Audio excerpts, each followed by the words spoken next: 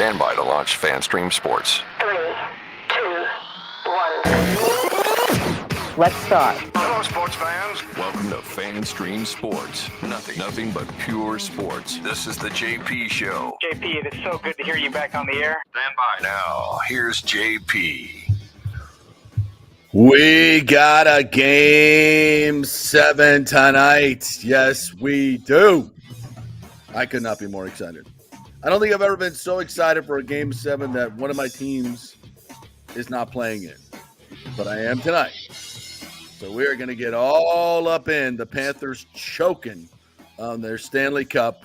Has a very Atlanta Falcons Super Bowl 28-3 feeling to it. To me right now, which of course, if you're a Tampa Bay fan, you'll love every minute of it. Welcome into the JP Peterson Show on this summer Monday, where we do have some football to talk about. We do have lots of hockey to talk about. We got baseball to talk about.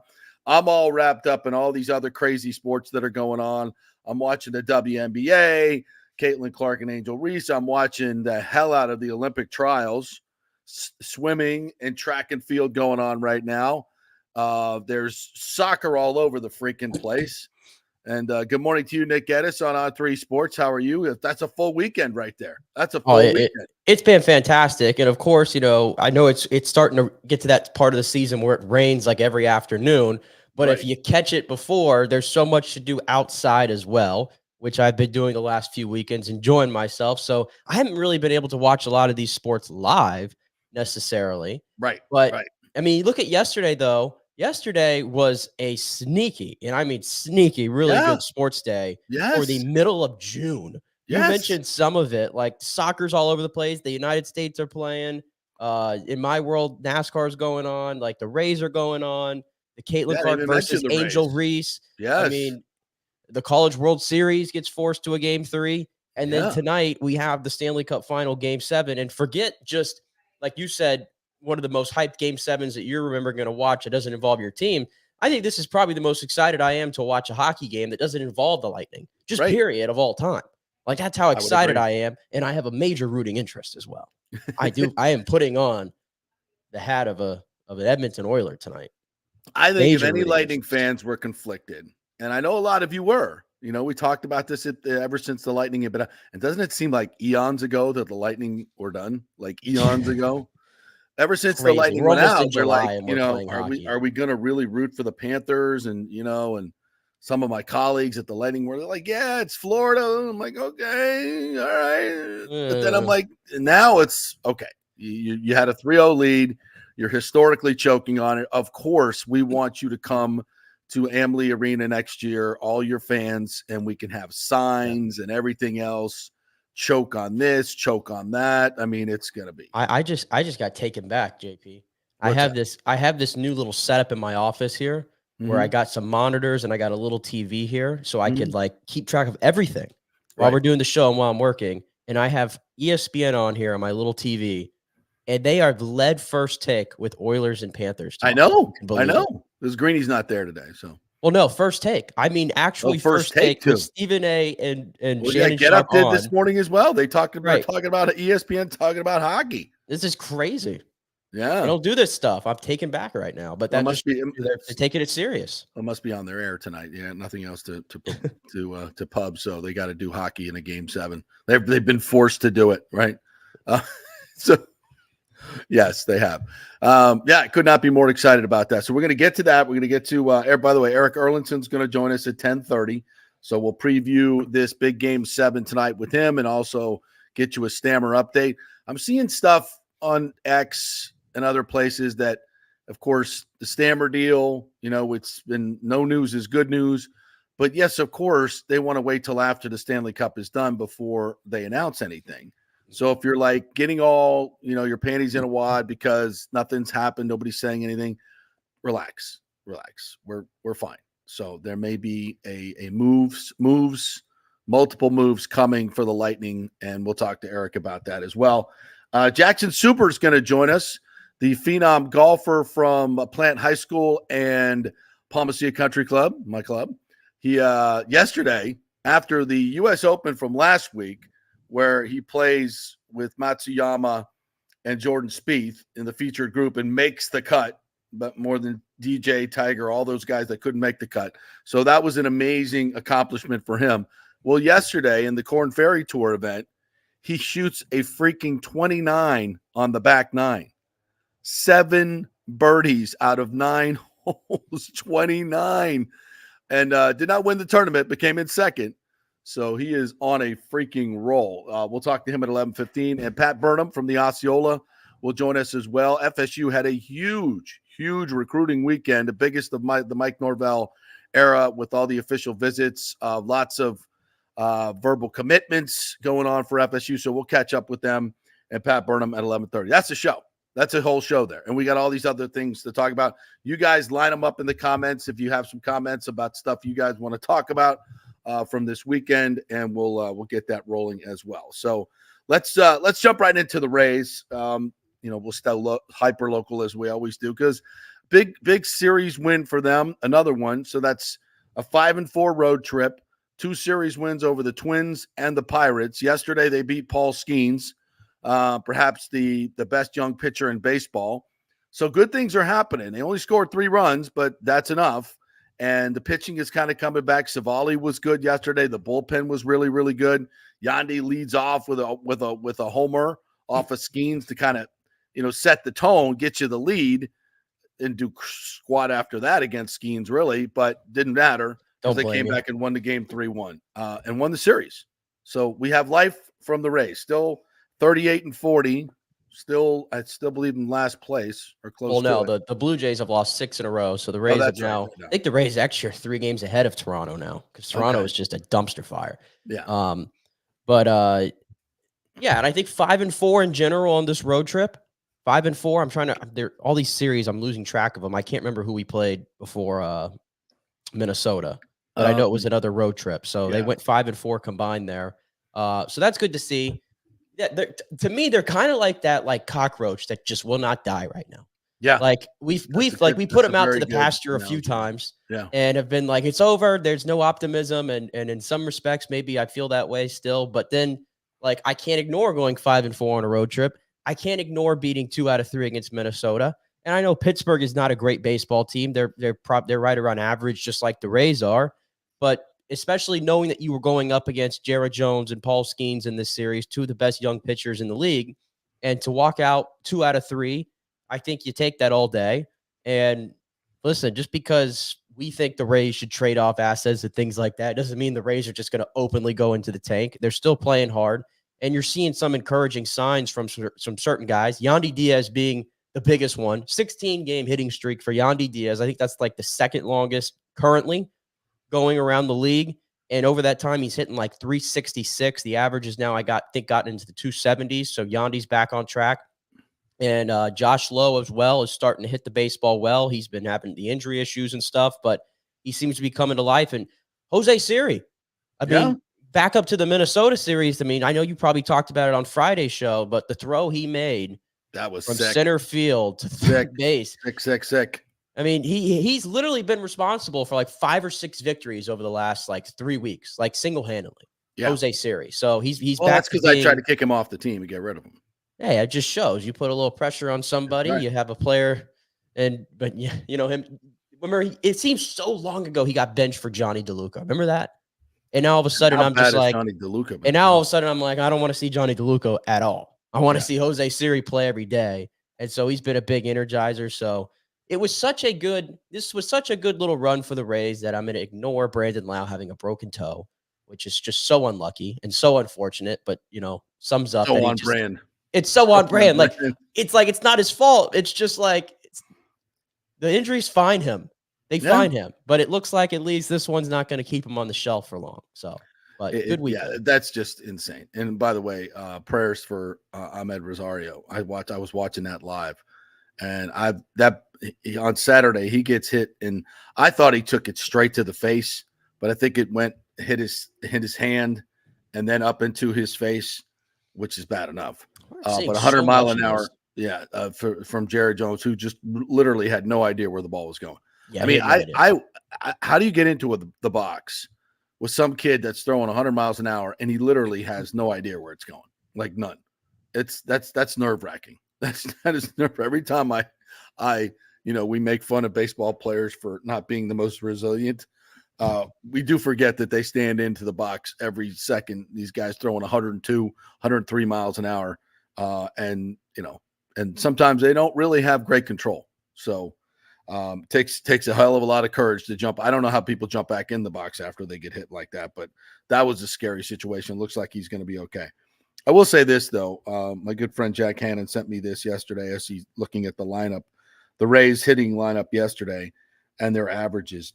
Yandy at 269, Josh Lowe 234, Randy in the 3-hole at 190, then Paredes at 281, and then we get Palacios 235, Siri 208, DeLuca 159, Taylor Walls 097, and Jackson 083. Ooh, that's 7, 8, 9. Recap those again. Yes. Yeah, that is shut up, Siri. So it's from series goes 208, 159, 097, and 083. Wow. That's historically bad. And for a game in the middle of a season, in the middle of a major league season, not like cold start, April lineup. This is in the middle of the season. 083. You have two starters that are batting below 100. And you have four starters that are batting, five starters, 1, 2, 3, 4, 5 starters batting 208 or below. And they won the baseball game. And they won. Baseball's a funny game. 208 or below, 5 starters. Well, I actually think, JP, if you look around the entire league, you'll come to find there's a lot of this going around. I think I told you a couple weeks ago. Their batting average the league average right now. It's historically down. 241. It's bad. 241. Yeah, it's really bad right now. Like the Astros, I think, have the best, and it's like 261 or something like that. 241 is average. That seems really bad. But yeah, that's what I'm saying. The Rays are not the only one, but yeah, that 7, 8, 9 combo. Like, you know what that reminds me of? Like, remember when Joe Madden was the manager, and I knew this all the time. If you ever went to a Rays game on a Sunday at the Trop at the 1:40 start time, and I went to many of these because that's when they used to have the family fun day, if you remember those. Yeah. Oh yeah. Yeah.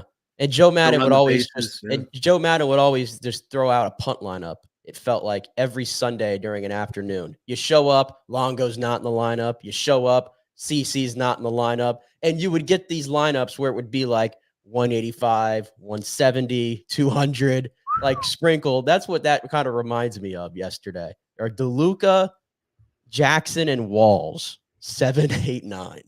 Oof. Wow. But hey, here they stand, 38 and 40. I still don't believe they're going anywhere, but we'll see where this. You see what I mean, though? They just won't. They won't. They do keep doing enough to like. They're not out of it. Mm-hmm. They're not out of it. That's what I'm saying. They are like that cockroach that you just cannot kill off. Yeah. This is as Thomas Casper. This is I think they put this on the billboard for marketing for the Rays. Thomas says, "Pitching is our strength, and the relievers are our strength. We want to make sure we keep it that way." Woo! That's exciting.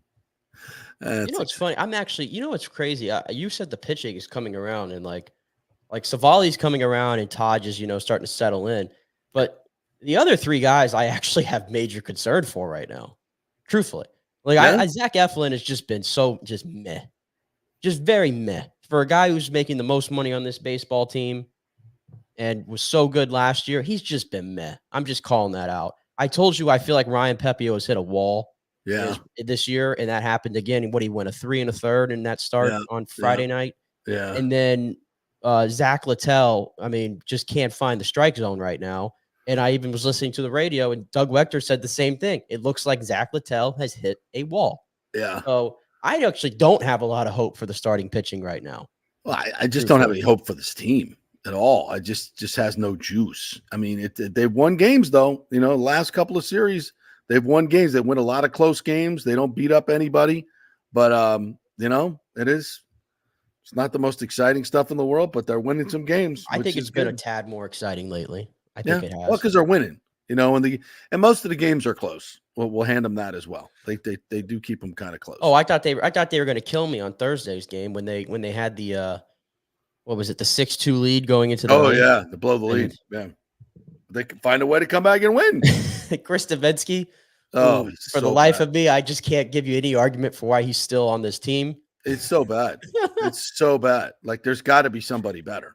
And then they bring him out instead of Fairbanks because Fairbanks had the thumb, and then Fairbanks gives up the bomb. But it's the Siri throw. That was the Siri throw game, wasn't it? Yeah, that was the game that he bailed him out. But that's my point though. It's like even when they've won some of these games, you still are just like, the hell are we doing here? But 5 players hitting under 208 in the middle of a season. That's got to be some type of record. We got to go back and look at those 20. Remember the 2022 lineups when they had a lot of injuries and there was like Yu Chang was in there and bad. I mean, it was bad then too. So, but obviously this has been just nonstop all season. It feels like they've had these makeshift lineups.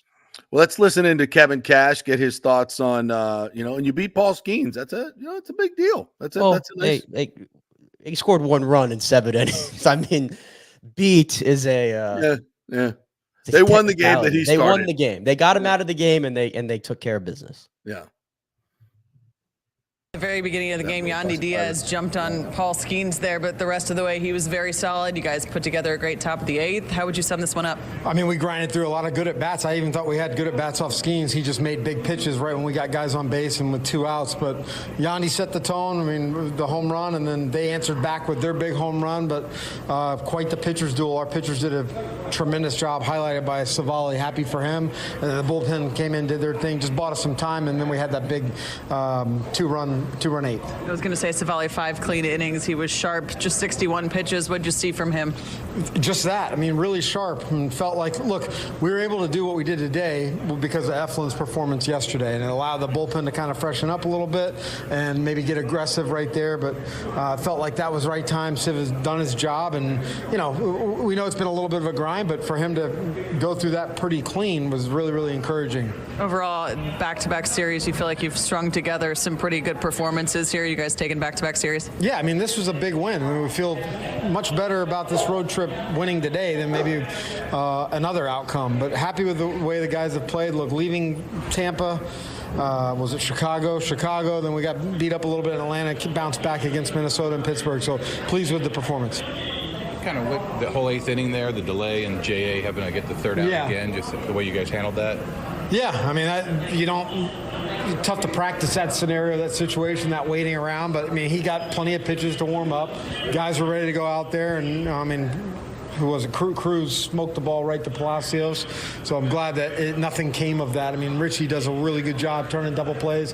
That was a pretty heads-up play by their group and their replay group. What stood out about Savali that made him so efficient, especially today? I mean, look, the curveball was really good. I know that Reynolds got the curveball for the home run, but other than that, there wasn't a ton of contact with it.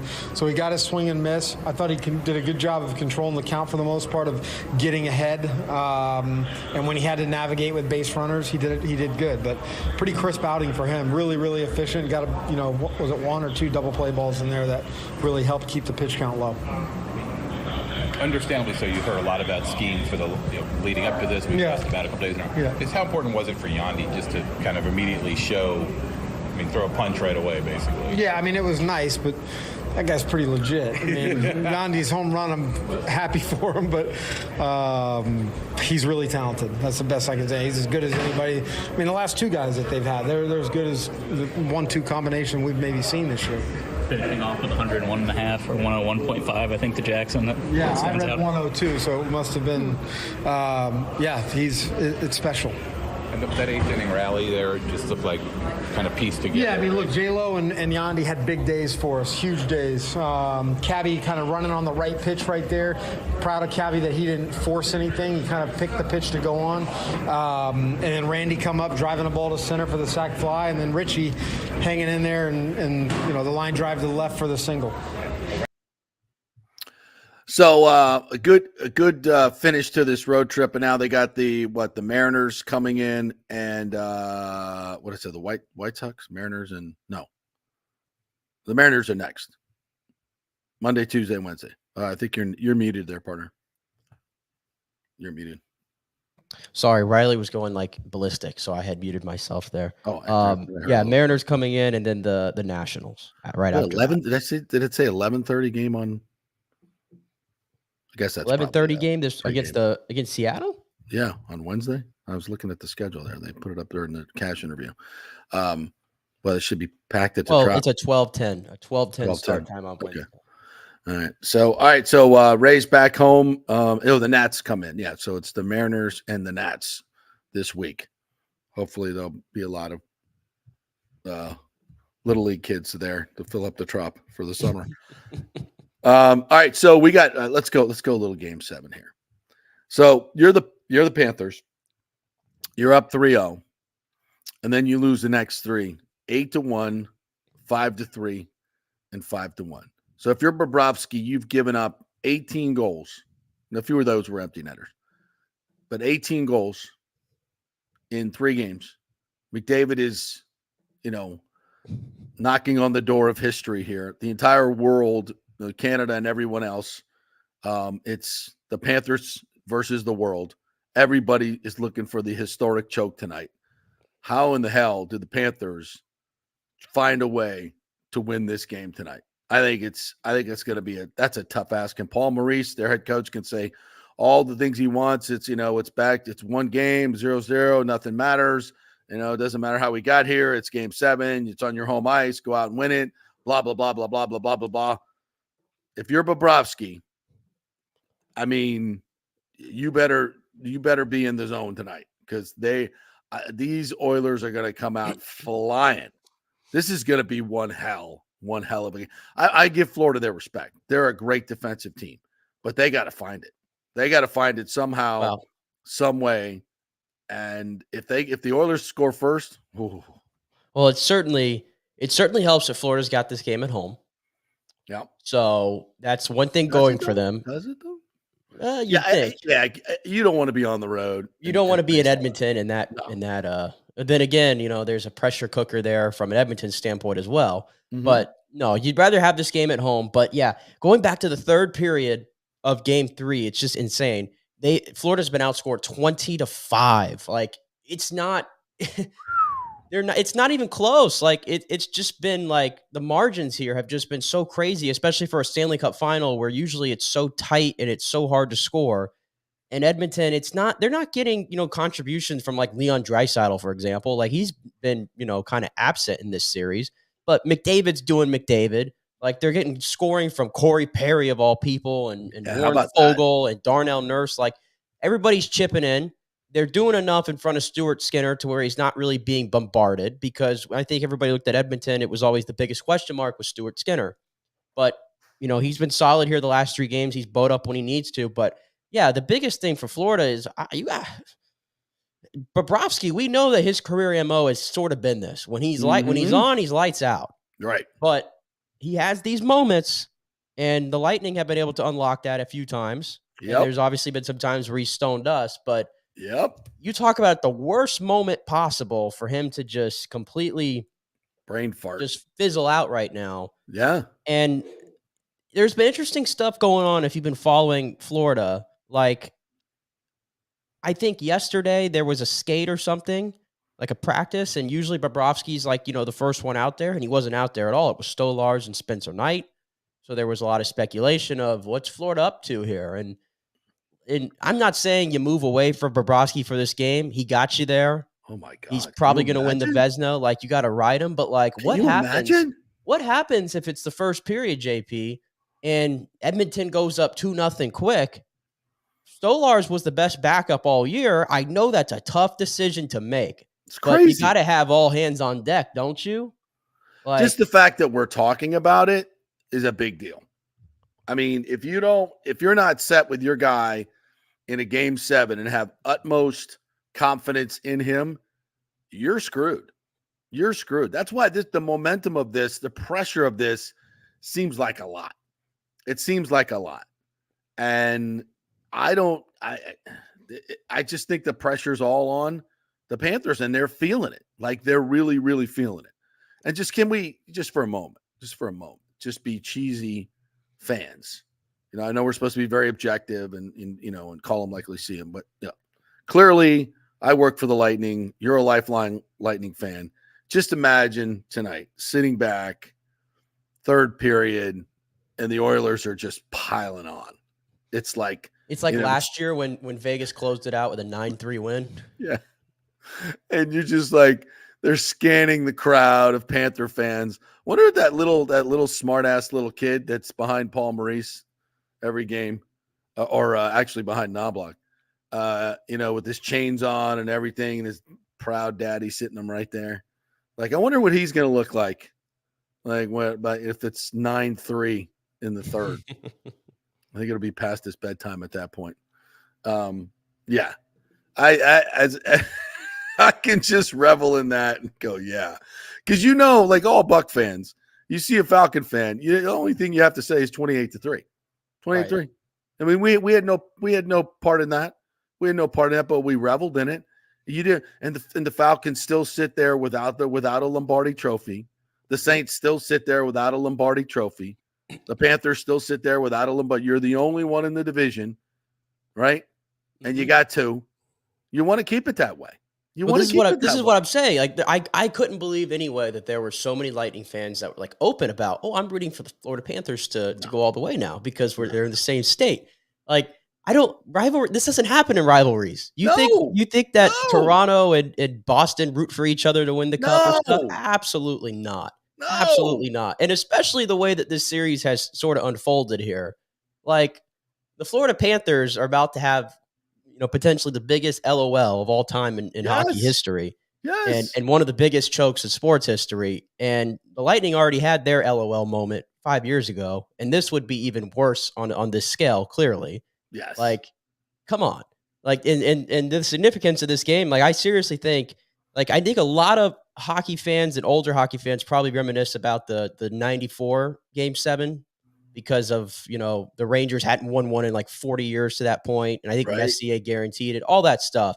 But since then, this is probably the most significant Game 7 I can remember.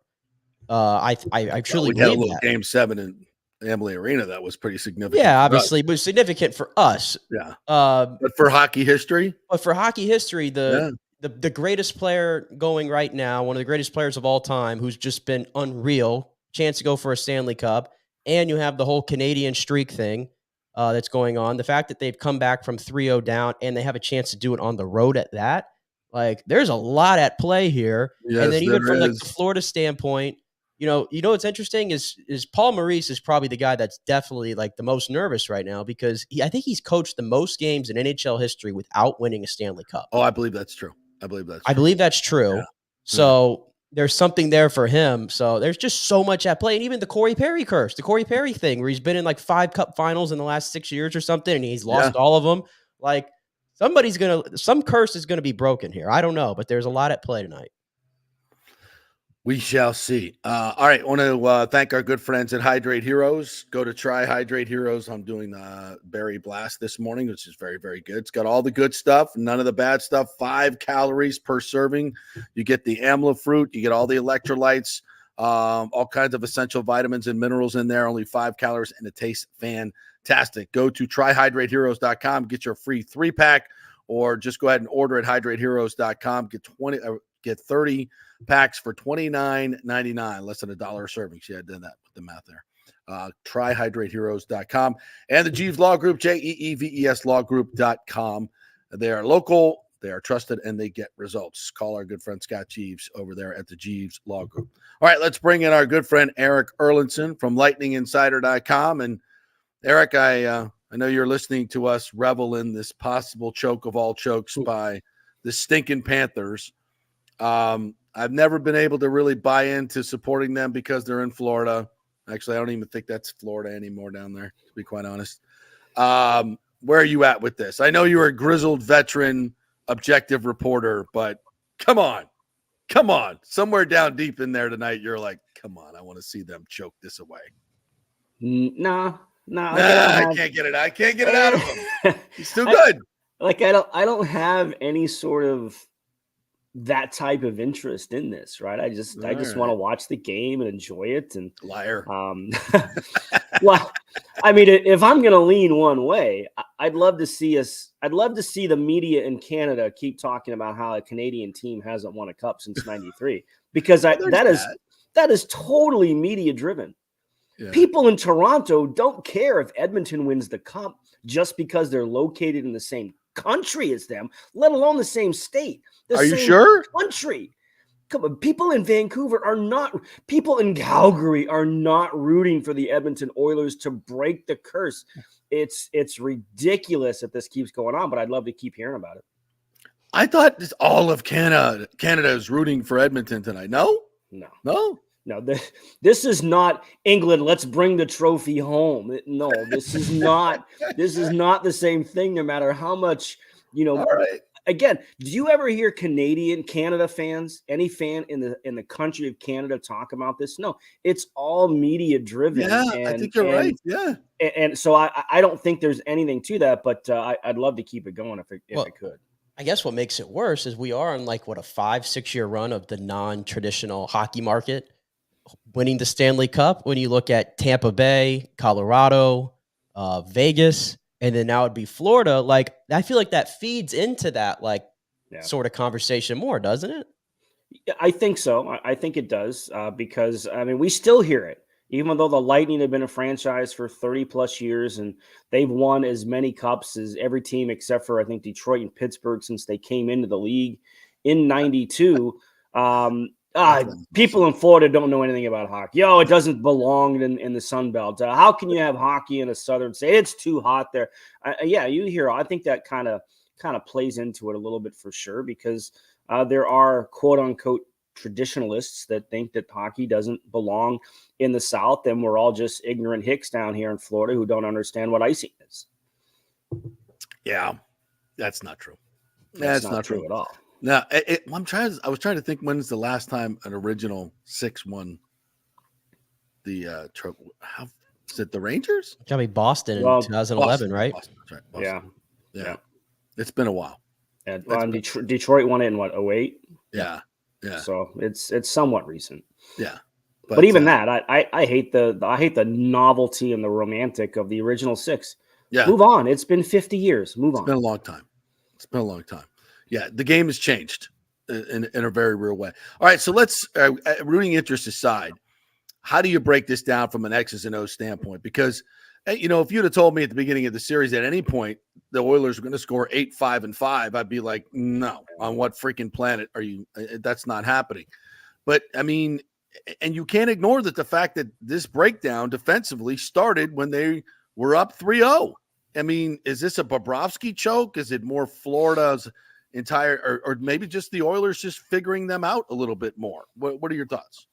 I think if Edmonton is able to pull this off and they win tonight, having won the last 4 games of the series, this might go down as one of the best coaching scenarios in the history of playoff hockey, because I think Edmonton has found cracks in Florida's armor. Florida's the best defensive team in the league all year. We saw that firsthand here in that series against the Lightning, where the Lightning had a hard time generating, and they still gave Florida a tough series, even though it was only 5 games. But you just watch the way Edmonton has attacked the Panthers. Their penalty kill has been terrific all playoffs long, and they're 95%, I think, which is a ridiculous number in a postseason. But I just think the way that they have limited Florida's forecheck, and it starts with that.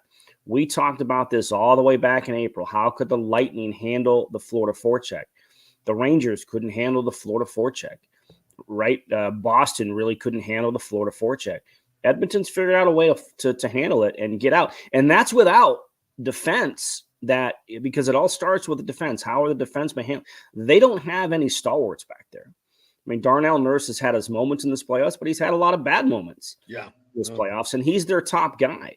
Evan Bouchard is a point producer. He's not necessarily known as a tremendous two-way defenseman, but they found a way to get the puck out of the zone quickly.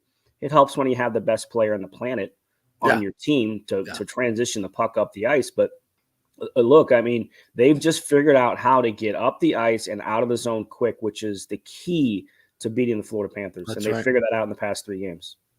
And I'm not saying that every goal is his fault, obviously, because for the points you mentioned, but 20 goals in the since the third period of game 3 is what it is, right? And, I know you're not there without Bobrovsky, but you think there's a situation where tonight's all hands on deck, and I mentioned this in the first segment here. Like, let's just say it goes 2-0 in the first 10 minutes or something, and it goes sideways immediately. Like, all hands on deck. Would you potentially think about yanking Bobrovsky out of there if it starts getting rough early, or do you ride it out with him, you think? He's your guy, right? Anthony Stolarz has played, a period and a half since April, right? Like, it's hard to think about going to that route. And look, I know that in the coach's handbook, it's if things get off to a rough start and pulling the goalie sometimes gets your team's attention, it's game 7 of the Stanley Cup final. I don't know if you go by that same philosophy here in that case. I mean, Bobrovsky has been great. Look, we all wondered, could he keep it up for an entire postseason? Could he be the Vezina caliber goaltender? I mean, look, he was terrific against the Lightning. I mean, I still picture that save on Matt Dumba right down at the end of Amarin Arena that I was sitting at when that play happened and think, boy, he's just got it this year. And early on in the series he did, and now he doesn't. I think you just have to have faith in your guy that he's going to do it.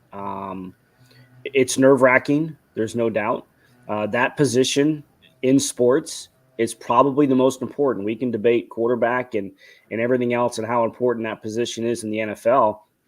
But in hockey, if your goalie's shaky, there's nobody to help him. There's nobody to help him, right? Quarterback gets shaky, your offensive line can pick you up, or can hand it off a few times. Yeah, you can't do that. You can't do that in hockey. So I think if it gets a little shaky, if you go to Anthony Stolarz, to me, that's almost like waving the white flag. Mm-hmm.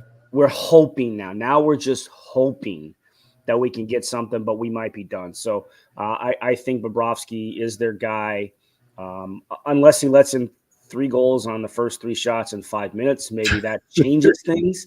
But I think that I think at the end of the day, you got to go with the guy who got you there. And if you're going to win the cup, it's going to be because of him. Yeah, I'm watching a little bit of video on Twitter here. Bobrovsky's on the ice from 24 minutes ago, and he and the Scratches and Aaron Ekblad. That's about it for them this morning. He's got to get out there, get loose, get the cobwebs out a little bit, and it's going to be fun tonight. Somebody said this game goes to overtime. Overtime, game 7 for the cup. Sign me up for that. Ooh. Yeah, especially if you don't have a rooting interest. If you have a rooting interest, you want a nice, comfortable 5-0 win. But the rest of us want to see overtime and drama and everything else. So, I mean, look, if this goes to overtime tonight, I mean, it's going to go down as one of the most memorable, not necessarily greatest, but one of the most memorable Stanley Cup finals for sure, just in how everything is played out. And, maybe it deserves to go to an overtime. Well, if the NFL was running this league, I think we could already go ahead and just pencil it in, because the script writers for the NFL, I mean, they seem to get everything right from that standpoint. So I hope it happens tonight. But I guess my question here too, if Florida wins this game, I think before this series and before game 3, if they won the cup, you would have been like, Bobrovsky's going to win the Conn Smythe. No doubt about it. But I think because of the way he's played, maybe more recently, maybe has changed that. And a lot of people think, well, McDavid's had this historic postseason that even if Edmonton loses, do we give McDavid that Conn Smythe trophy? What do you think about that one?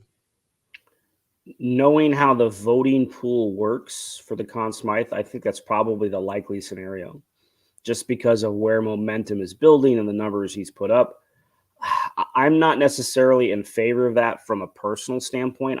If I had a vote, I wouldn't vote that way. I think it deserves to go to the team that wins. There are rare circumstances. I mean, the run that J.S. Giguère had for Anaheim back in 2003 was unbelievable, because it is a playoff MVP. It's not a Stanley Cup final MVP. So we have to have that perspective on it. But to me, I think it should go to the team that wins. And you look at Edmonton. Look, McDavid has had, obviously, he's putting up ridiculous numbers that we haven't seen since the Edmonton dynasty days of Wayne Gretzky. So he's putting his name up once again in some of the greatest to ever play the game. but there's a lot of power play points in there, right? People want to criticize Nikita Kucherov for the year he had and call him a power play muncher. There's a lot of power play points that McDavid has put up in this postseason. Evan Bouchard, all the numbers that he's put out, a lot of power play points in there. And well, I'm not taking anything away from what McDavid has done. He's been great 5-on-5 at certain times, but guess what? He's disappeared 5-on-5 times. First 3 games of this series, what were we talking about? Connor McDavid has been corralled, right? Edmonton was shut out in the first game. McDavid and Draisaitl have done nothing in the early part of the series. In the early part of the series against the Dallas Stars, Connor McDavid was quiet, right? So he hasn't been a steady. He's had moments. He's had big games, back-to-back 4-point games in the Stanley Cup Final certainly raises that profile for sure. But for me, I think it should go to the winning team, and whether that's Bobrovsky, I would probably honestly lean towards Barkov. If you look at how Barkov plays the game and some of the players that he's helped shut down, including McDavid, and they have that matchup on home ice tonight for Game 7, and some of the big goals that he has scored, I would actually probably lean more towards Barkov if I had a vote and Florida wins. But I don't think that's how it's going to go. I think tonight has a lot to say about who wins the Conn Smythe. I mean, just a series-winning goal tonight. If you're in the mix, could be that. So that's just everything is magnified in a Game 7, obviously. So, and the NHL has the stage to themselves tonight. I don't think College World Series got a championship game tonight as well, right? I think that's tonight. I'm not mistaken. So, but for the most part, the NHL, even ESPN's leading their sports first take and get up this morning, leading with hockey. Can you believe that? Well, that's what happens when they have the games on their network now. Yeah, well, I don't know. They still haven't given it much pub all year long, so we'll see. Is it fair to say that maybe the reason we haven't heard a lot of news on trades, I know there are a few trades that were executed just last few days, but in that the Stamkos signing and things may be in wait until a cup has been awarded, and maybe we'll hear something later on this week. What do you think? Well, the last time we talked, obviously I had some optimism that it was going to get done, but we're less than a week away from the start of free agency. Yeah. It's been awful quiet. Quiet. It's do the Lightning have some things to potentially have to work on to clear out some cap space? Sure. And look, it was good news. I think since we talked the last time, the actual cap number has come out. It's about $300,000 more than projected, and every dollar matters to this team for sure and how things work out.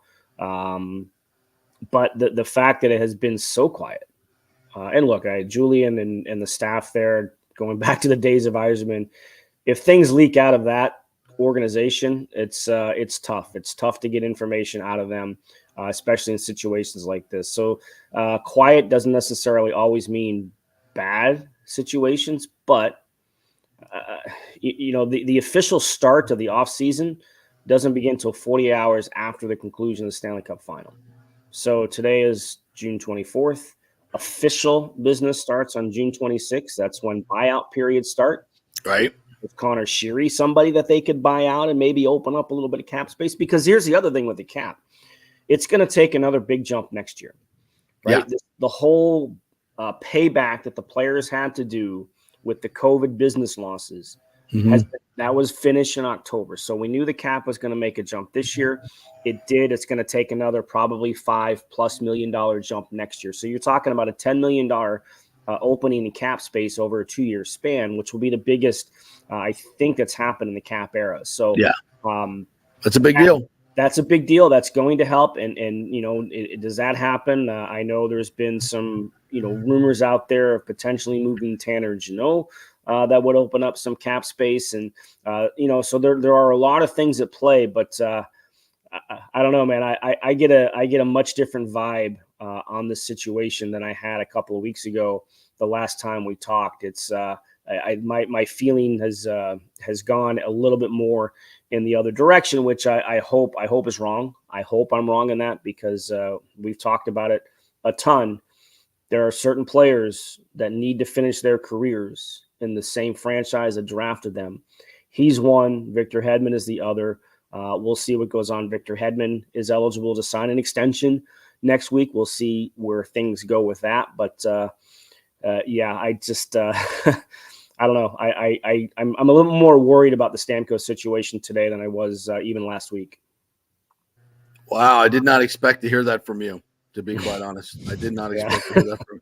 I with the signing of Ryan McDonough, and obviously, that was eating up a lot of cap room that we thought was going to go to Stamkos, and Stamkos and McDonough being so close. I just, it's the same thing with the Mike Evans deal. I just couldn't see him leaving at this point of his career, even though there's more money on the table, and they've all made a lot of money, and their roots are here. It just doesn't make it just and knowing both of those guys as I do, it just didn't make any sense. I've never seen either one of those guys ever talk about money as being deciding factors. In fact, they go out of their way to talk about the other things, the quality of life things, the playing, all, with the same team, all that stuff. So it just would be such a shocking departure from everything they've said and everything they've done. So it didn't happen with Mike. I just don't see it happening with Steven, but. And we'll see. Everybody remembers the last time we had Stammergeddon 1.0. It was up until, back then they had the legal tampering window a couple of days before the start of free agency. And it took up to that point. And, the negotiating tactic that Steve Yzerman had at that time was, hey, this is our best offer. We can't go. If you want to stay here, it's waiting for you. If you want to leave and do that, I don't know if I get that same vibe from the way these things are going, because obviously the franchise is in a much different place. The player is in a much different place. But he is coming off a 40-goal season. He is still a productive player. So it's one thing for a player, and Stammer basically indicated this at his end of the season press conference, that, taking less money to stay is the Lightning way. Players have done it. Heddy did it. Kucherov did it. Point did it. Take less than market value. But what is market value right now for a 40-goal scorer? And what do you consider under market? Because what you can't do if you're Julian Breezeball on the staff is you can't make Stamkos feel as if he's disrespected if you come in with what looks like a low ball offer. Right. If you come in with a $4 million a year deal, say for 3 years, that's a low ball to me. Right. So even though that is a lot of money, and it's a lot of money even for a player who has made the type of money. But if that's the offer, that's too far under market value. No. You have to have respect for the player on top of that. So it is a two-way street. He's already indicated he's willing to take less than market value, but I guess we have to put the number on what is market value, right? How far below that. And the age does play it. It's 40-goal scorer, yes, but you're 30, going to be 35 next year in February. Yep, 35 in February. So. Well, I was gonna point this out too in terms of, because you threw out a number there, like what if it was like 4 million, 4.5 million, and I think there's a lot of Lightning fans who are trying to say like, hey, that would be a good little number, right? I've seen that, 5 million and stuff like that. But like you mentioned, what's the market for a 40-goal scorer? He's the same age now as Alex Killorn was last year during free agency. Alex Killorn has never scored 40 goals in his career. He's never scored 30 in his career, and he was the same age as Stamkos, and he got 4 years, 25 million. Mm-hmm. Like, I think that kind of sums up when you're talking about what's the value there. Steven Stamkos can love to play here all he wants and everything, and it could be the best true fit, but 4 million, 4.5 million, I don't think he's taken that one bit. And to the point about feeling disrespected by the offer, he's already made it kind of known publicly before the season. He was pretty irked last year, right? The whole summer, we forget that, when he didn't even get talked to at all, it seemed like, about an extension. Yeah, it's there's a lot at play here, just beyond the loyalty from the player to the franchise, and the franchise of the loyalty or to the player in this case. I just think that, is he going to get a raise off of his last contract? Probably not. He might in the market. He might in the open market. Just because of the name recognition and the leadership skills and everything else, and how you have to always overpay on free agency day. It's just the way of life. You're going to overpay on market value. So, and here's the other thing from a Lightning standpoint. If you feel that Steven Stamkos is going to take up too much of your cap, and you don't want to indicate All right, fine. If you've made that decision, you're still going to find a top 6 forward. Where are you going to find it? You just said you're going to have to overpay on free agency day. Yeah. So what are you going to pay a free agent to come in? You're not filling that void with a player who's going to come in on a 3-year, $9 million contract. It's not going to happen. So that's where you have to kind of internalize as a franchise, what is his value and his worth beyond the goal scoring, beyond the leadership, beyond the face of the franchise, everything that he has meant to this team for a decade and a half now. There is more value to me in that than, or at least equal value in that aspect to everything he does on the ice for this team, for this franchise. You know, and you know, not that you want to say this, but you don't want to overpay either. You know, for a 34-year-old, and let's not forget February. It's a bad month for Steven Stamkos. It was at what, you know, sometimes we become prisoner of the moment. We're like, wow, that was bad. Yeah. I would think it was his worst month he's had since going back to like his rookie season. Which makes you wonder, was the contract on his mind? I believe it was. I believe it was. You're getting at that point, the team was kind of still meh. Yeah. Right. There were still some questions on whether or not they were going to make the playoffs, and they got on a run. He got on a run. He carried that into the playoffs. Yeah, I mean, look at the numbers he put up in 5 games against the Panthers. Right. And, you know, McDavid has been quiet in that series until the last 2 games. Right. So, yeah, it's he's motivated to stay here. I know he wants to stay there. We all know how badly he wants to stay here, but it's a 2-way street.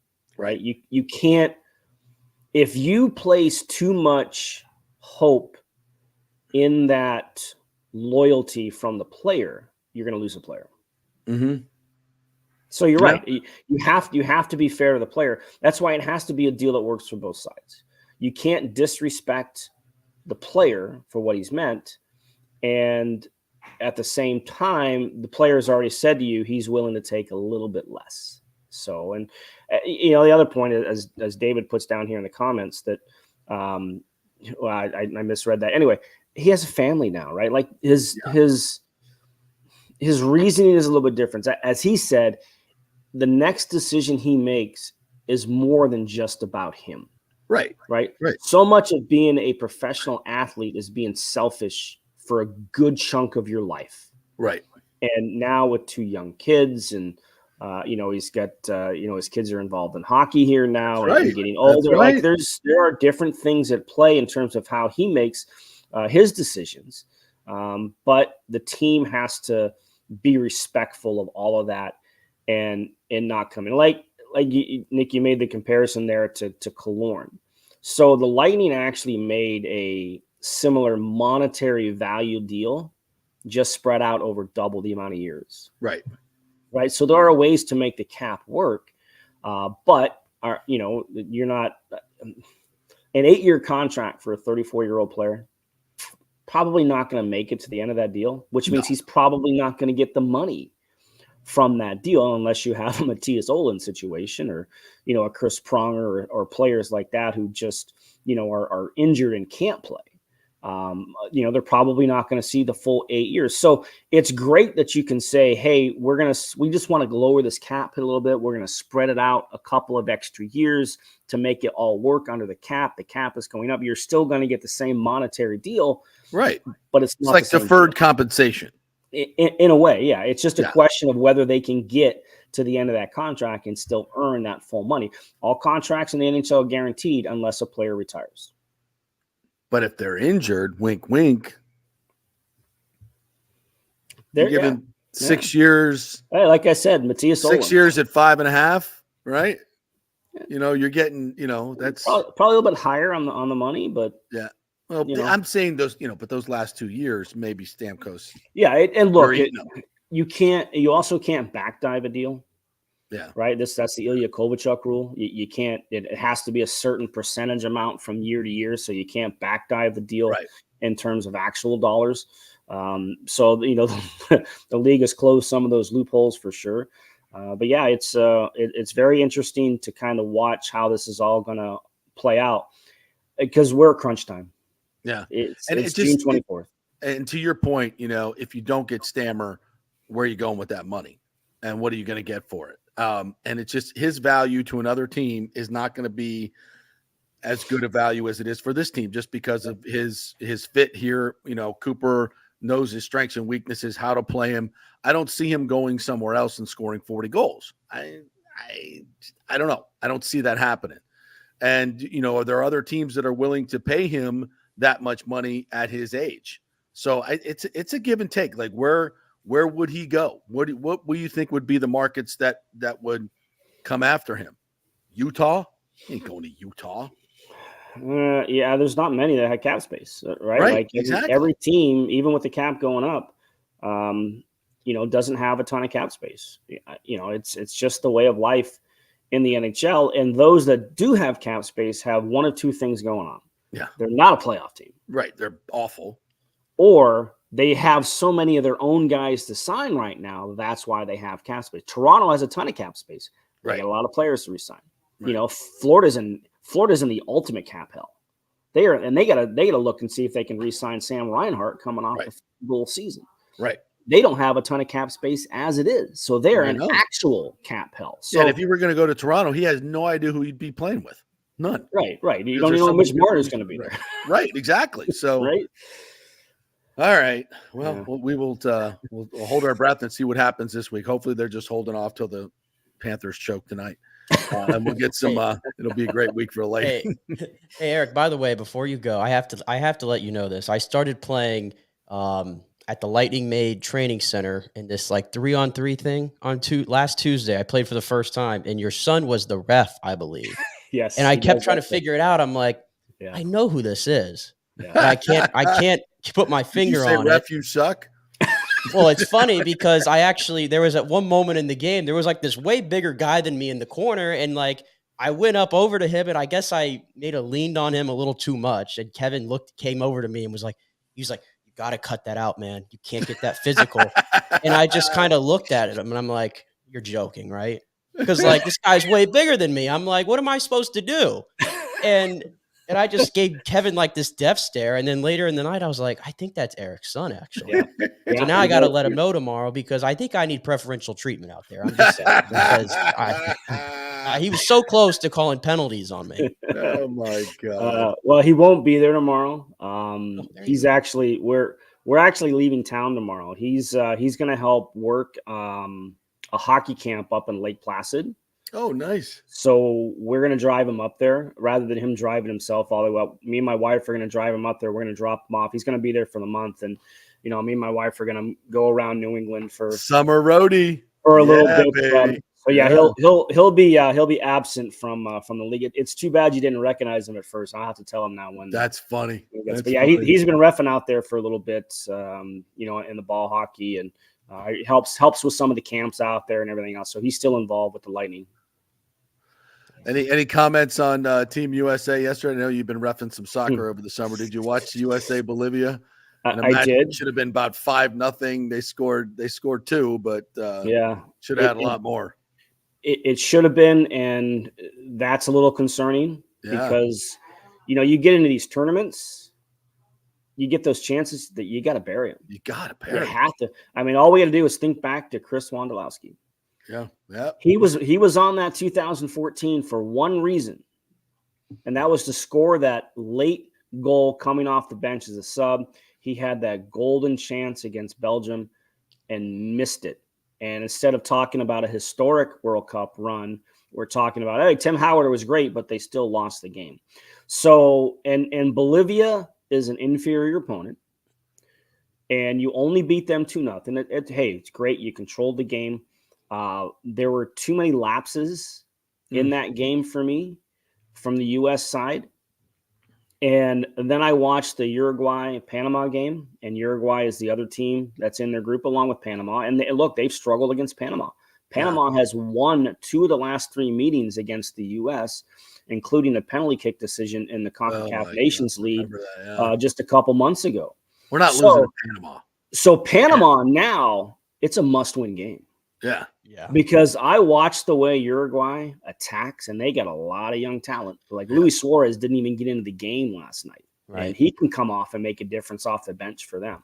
You know, Darwin Nunez got his goal. He's feeling good about his game.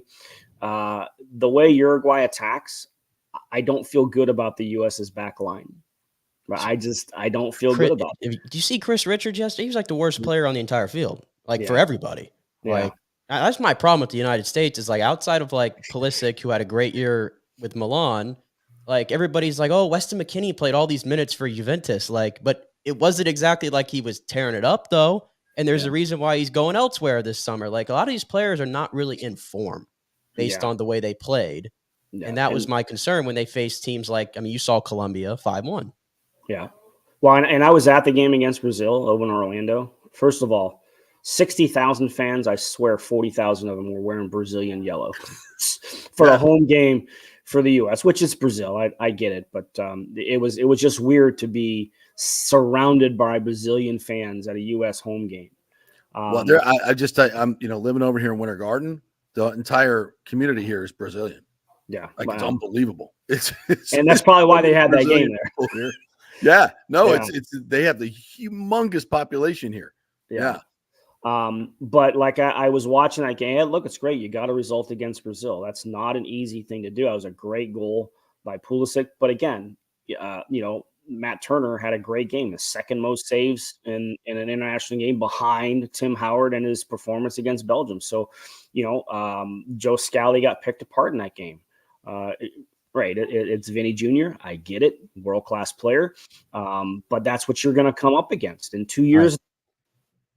Up against. So I have concerns. They could have had more goals against Brazil, but Brazil should have won that game. They were the better team. And I just, look, the only thing, like, if they lose to Panama and you go in that game against Uruguay where you have to get a win, not just a result, you have to get a win. Does that end Greg Berhalter? Finally end Greg Berhalter? It has to. Like, you can't get out of the group in this when you're hosting it. In Copa? No. Because isn't this the whole point? Like, we're supposed to be past just beating Panama and all these teams in CONCACAF. Like, we're supposed to start playing this more technical style football, and we're supposed to look like the other great teams around the league. And so if you lose to Panama, you're just taking more steps back. And with 2 years to go until, the biggest tournament in the history of this country, I mean, how can you go into that with him? There's no way.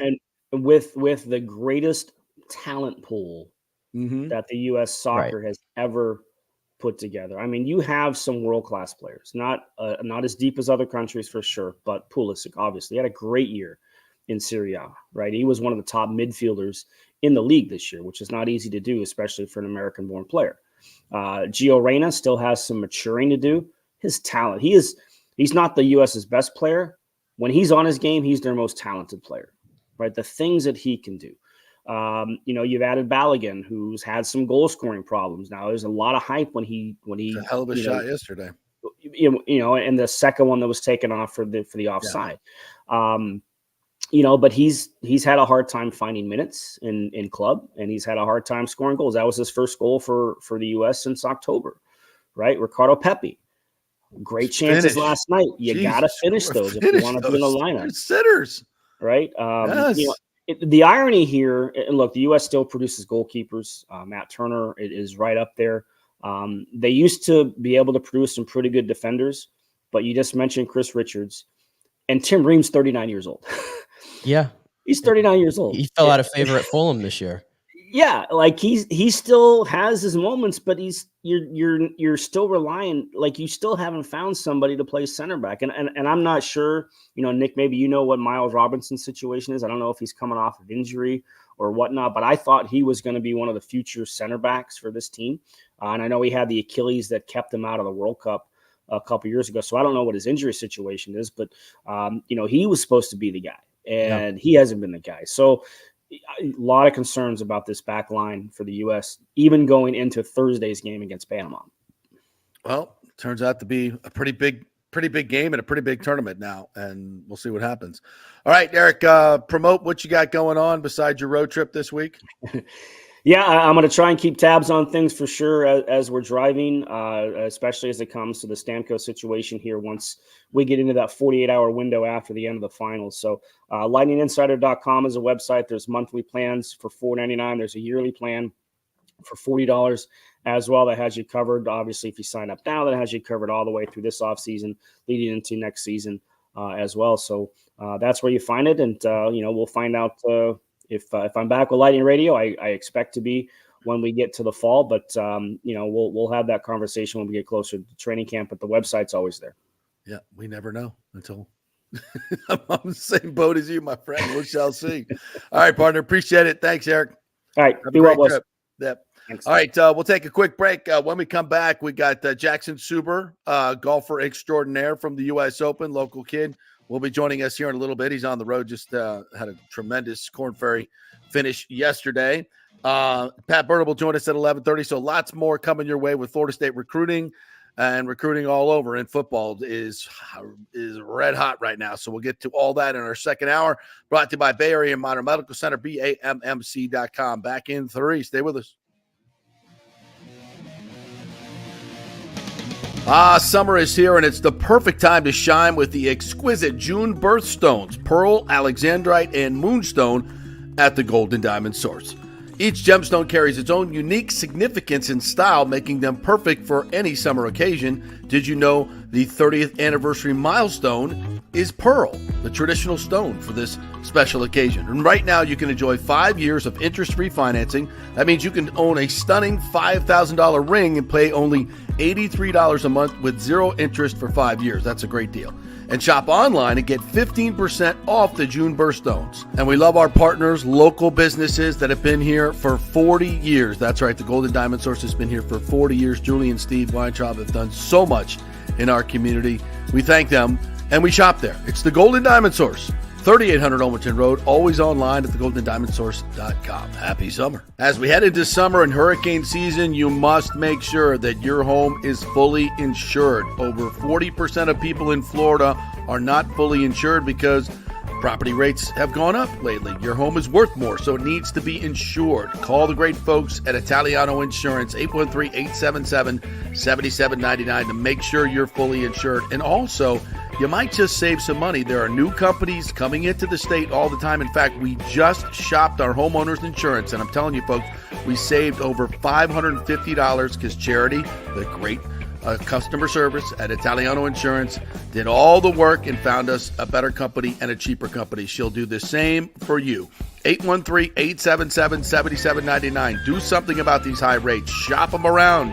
Could save you lots of money. It's Italiano Insurance, been doing business here locally for over 60 years. 813-877-7799. Tell them JP sent you. Hey, Tampa Bay sports fans. This is two-time LPGA major champion Jane Geddes here.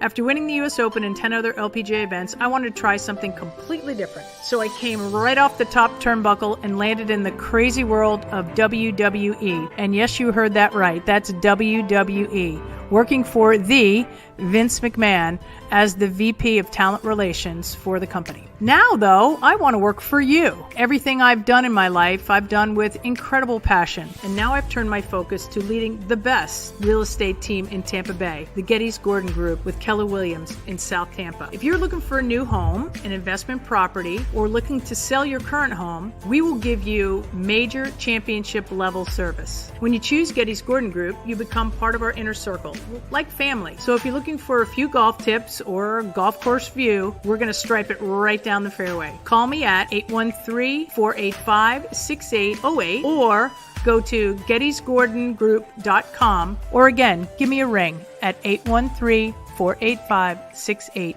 JP here for TryHydrateHeroes.com. That's our new website where you can get a free 3-pack of the great Hydrate Heroes Electrolyte Hydration Drink, all for free. Just go to TryHydrateHeroes.com. We'll send you a 3-pack. While you're there, go ahead and buy the 30-pack for just $29.99. Special going on, less than $1 a serving. For all the good stuff, none of the bad stuff. Folks, a lot of these hydration drinks have tons of sugar, tons of calories. Hydrate Heroes, just 5 calories, and they have all the electrolytes in there, plus other stuff that's going to benefit you. A mushroom blend that will help with inflammation. So much other good stuff in there. none of the bad stuff. It's Hydrate Heroes. Go to tryhydrateheroes.com and get your free 3-pack. The new Tropical Punch flavor is out, and it is fantastic. They'll send you some. Just go to tryhydrateheroes.com. Get all the information there. Pick up a 30-pack as well. Tryhydrateheroes.com. All the good stuff, none of the bad stuff. Let's go. Right now, back to the show on FanStream Sports. All right, welcome back to the JP Peterson Show. Jackson Suber will be joining us here in just a little bit, where he was at Oklahoma this weekend for the Corn Ferry Tour and closed with a 29. He birdied 7 out of 9 holes. Oh, that's just in my dreams. Ridiculous. I had 7 birdies in the year. Hey, it's probably a good time then to lead in. We did have a golf tournament yesterday on the PGA Tour, obviously, a signature event, the Travelers. I don't know how much of that you got a chance to watch because there's so much. I saw the finish.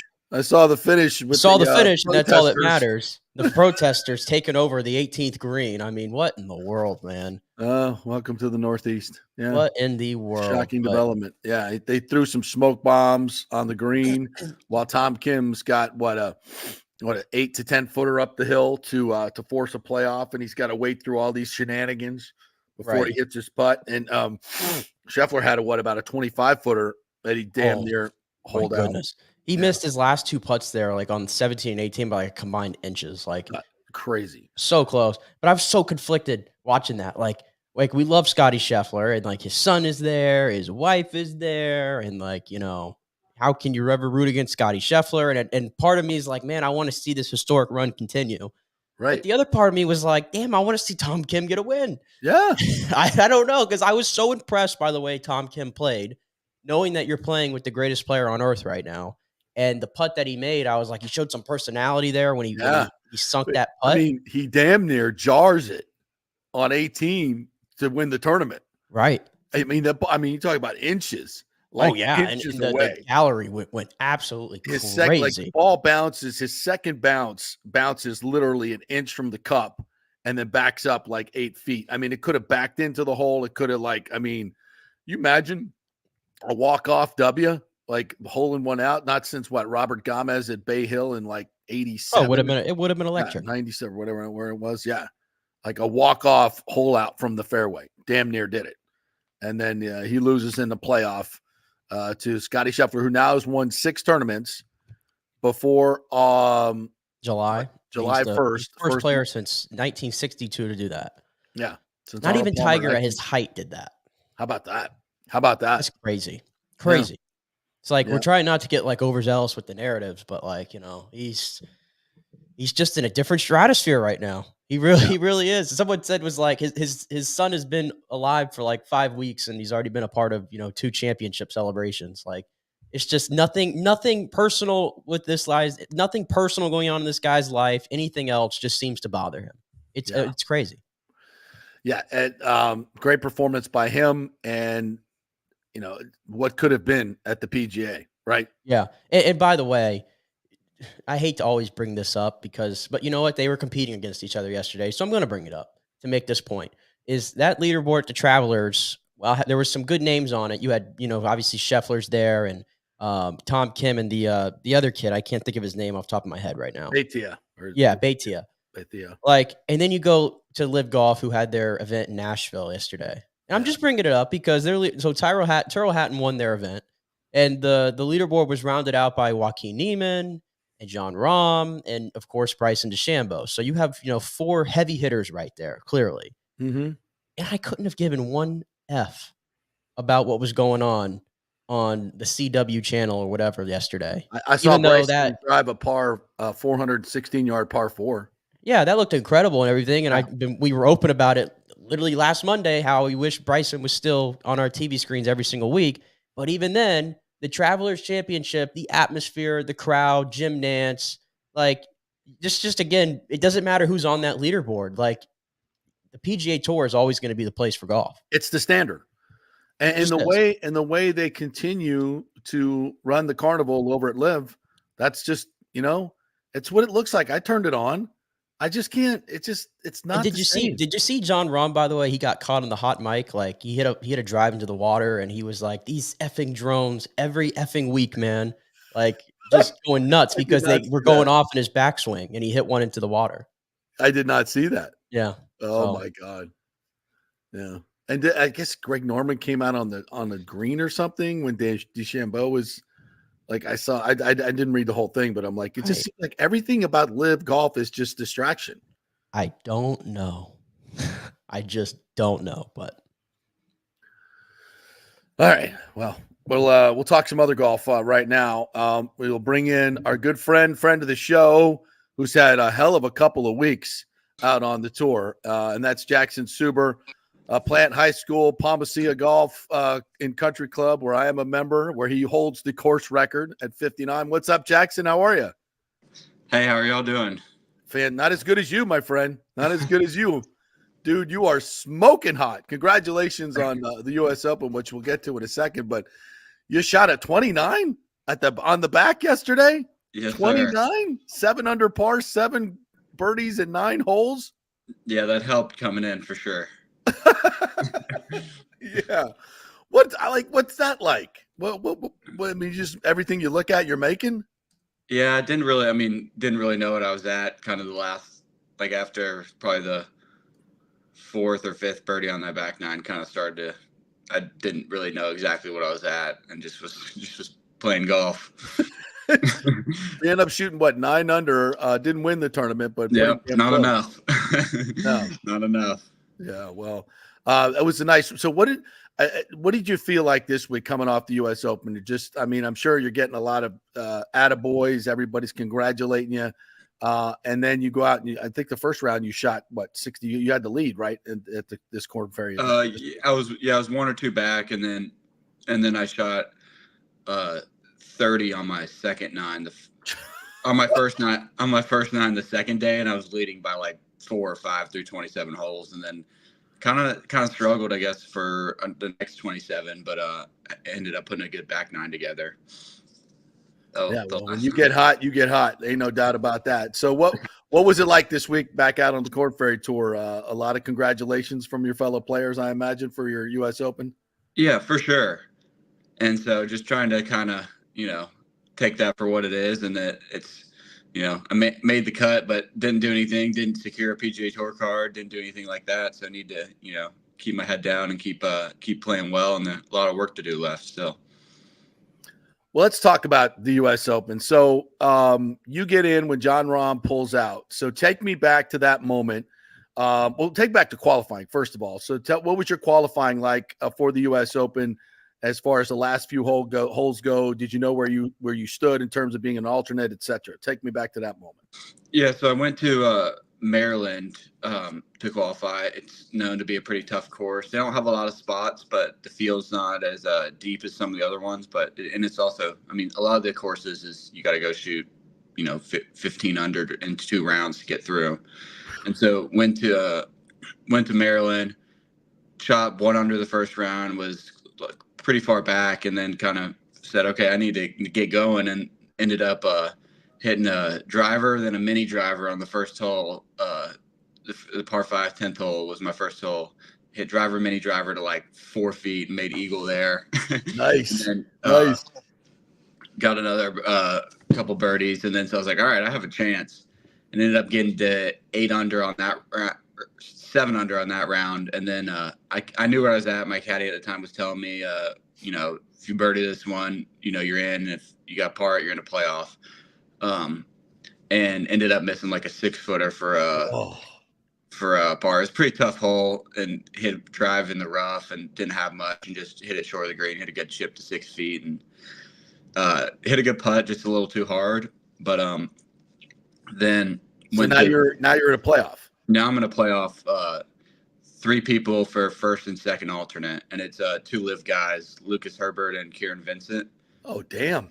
One's on Legion 13, Rahm's team, and then the other one is on the Rippers, I think. Right.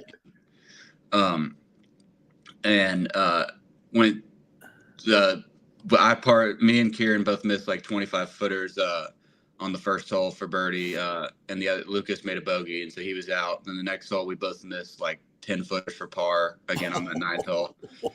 And then the next hole, the last hole, I hit it to.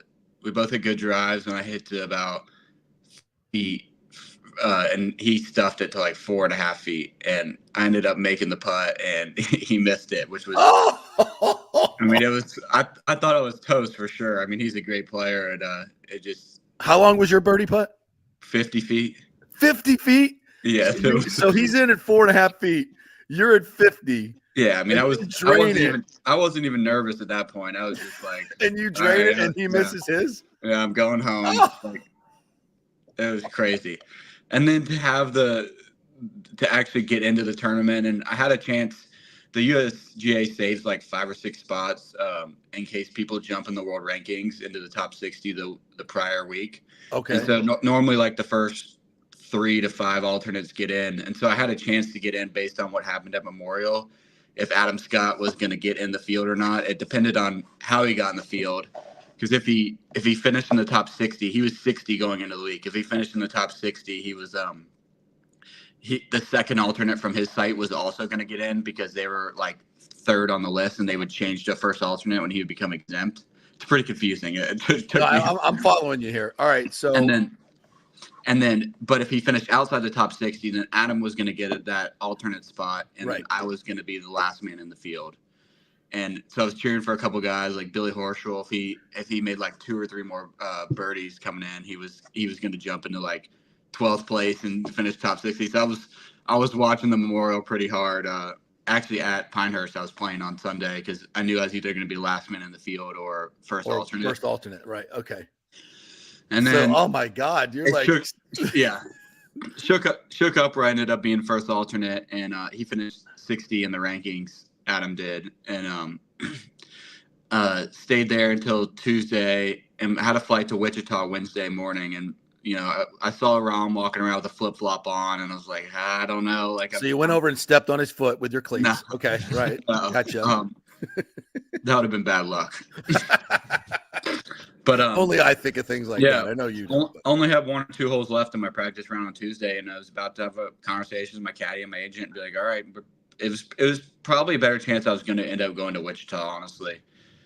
Just because, I mean, I needed a week to play. Like, the worst thing I could have done was just not play that week. And to get in the grand scheme of things, I needed to play to get my PGA Tour card a week, and to do nothing, sit around, that doesn't help. No, to play at the U.S. Open's cool, but to sit there first alternate's not great.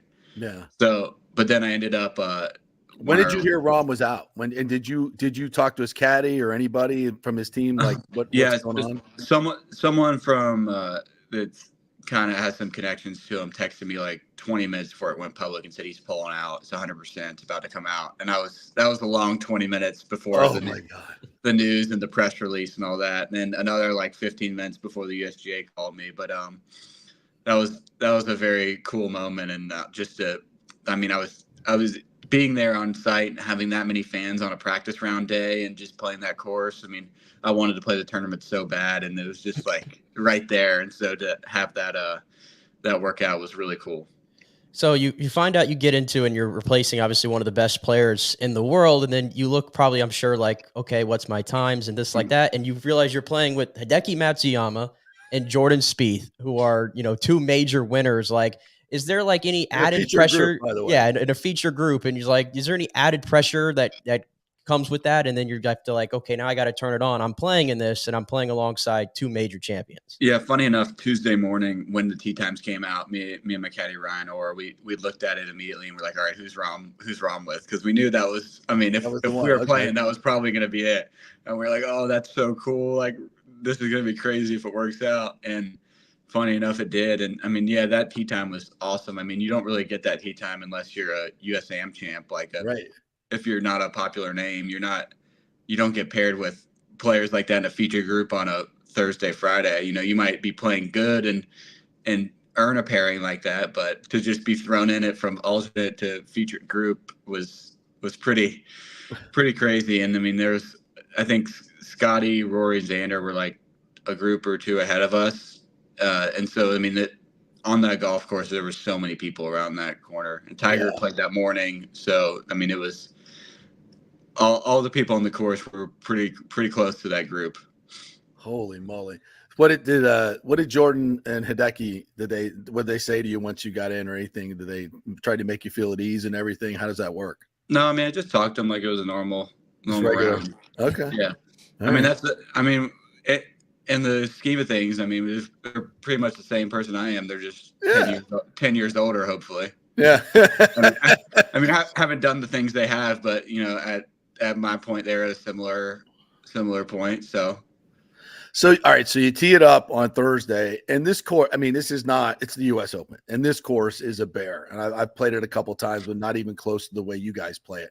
It's such a mind F, that you just, you hit so many greens and they just don't hold. How did you approach it, and how were you able to make the cut when so many great players couldn't sniff it, including Tiger and DJ and so many great players that couldn't make the cut? Yeah, just played my normal game and just tried to, it's a weird course because you can't be too conservative. It's not like you can bail out to a side. It's, you aim at the center of the green, which is maybe 2 or 3 yards away from the pin, and you just try to hit it because every side it falls off the turtleback greens. And so just tried to play just good, precise golf and be patient. I knew that I was going to make bogeys, and I was going to hit shots that everyone hits a shot there that makes them look like a fool, like a putt that comes back to their feet, or putt it off the green, or hit it in a bush and have to chip out backwards. I mean, that's what that course does, and that's what a U.S. Open does to you. So just kind of accepting that. And I think maybe even on the weekend I might have lost perspective on that bogeys are okay. And so learning to play that with time, and hopefully I'll be better in the next one because of it. Hey, coming down the stretch on Friday, things were getting a little hairy, and you had a great bogey. I think it was on 15, and then it came back with a birdie on 16, I believe it was. I may have those mixed up, but just standing over those putts, and you made 2 huge birdie putts on that back 9. What were you feeling nervous? Were you feeling nerves, or just what was going through your body? I mean, the most nervous I was the first probably 2 or 3 holes, and before the round on Thursday. But after that, it felt like normal nerves for a golf tournament. I mean, I was definitely a little more worn out after it all, but it felt pretty normal to be inside the ropes, and all the fans, it kind of just blurs out, and you really don't. I mean, it didn't really distract me as much as I was, more just trying not to let up my focus, because I knew how tough this course is, and that if you let your mind drift, you'll be making some big numbers. So what was your favorite moment from a couple stories, moments talking to players, or just moments out there playing that you'll take with you forever? I made birdie on. So I finished on the back 9 the second day, Friday, and I made a birdie on 2 back-to-back birdies. Birdie on 3, birdie on 4, and 4 is really tough hole. 3 is one of the easier ones, but 4 was just hit driver 6 iron into the wind, perfect shot to 25 feet above the hole, and then had a super fast putt that went in, and that was a great feeling there, because I mean, I did have the round. I mean, I started off with a double and a bogey the Friday morning, and so that kind of got me back to a spot where I was, in contention to make a run, and so that felt really good. Well, it was an amazing run, Jackson. Obviously, it's given you some much needed confidence. Now you're back in. I think you were at 22 on Korn Ferry now. Top 30 get their card. So, what's your focus for the rest of the season now to get that card? Yeah, just keep playing well.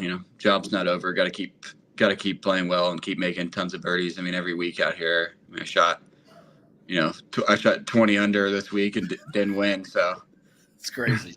Yeah. It's crazy. This tournament we're at this week in Springfield, Illinois, 26 under, won last year. So you can't really let up, and just got to keep playing well. You got to keep making birdies. Well, Jackson, you provided a lot of entertainment and thrills for a lot of folks back home, where we got to see every shot, in that feature group. That was amazing performance. And you got an unbelievable future ahead of you. Thanks so much for jumping on the show today. Congratulations. And, hopefully we'll see you on the PGA Tour this coming season. Thanks, buddy.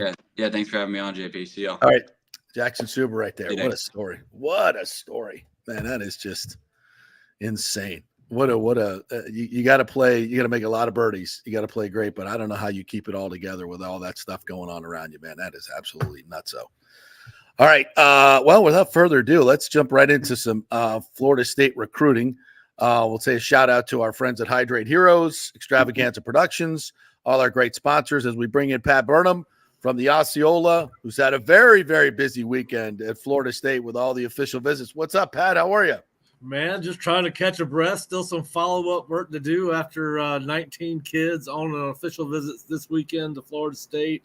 I had 4 midweek visits, big visit from a 2026 quarterback that was unofficial. So you got, 25 visits, kids in town over 5 days, 6 days. And, of course, they had all kind of camps in June. But, yeah, listen, it's been the moving up the National Signing Day to the first week of December has really turned the summer into official visit season. You'll have some kids that will take some in-season visits, probably 5 or 6, but for the most part, the hay's in the barn as far as what you can do with these kids. Obviously, the calendar goes dead. Went dead last night. Will be dead through July 24th when you can bring on kids back on campus for about a 5-day window before the calendar goes dead again around August 1st. But, yeah, busy weekend. A lot of good news coming out of there here for Florida State.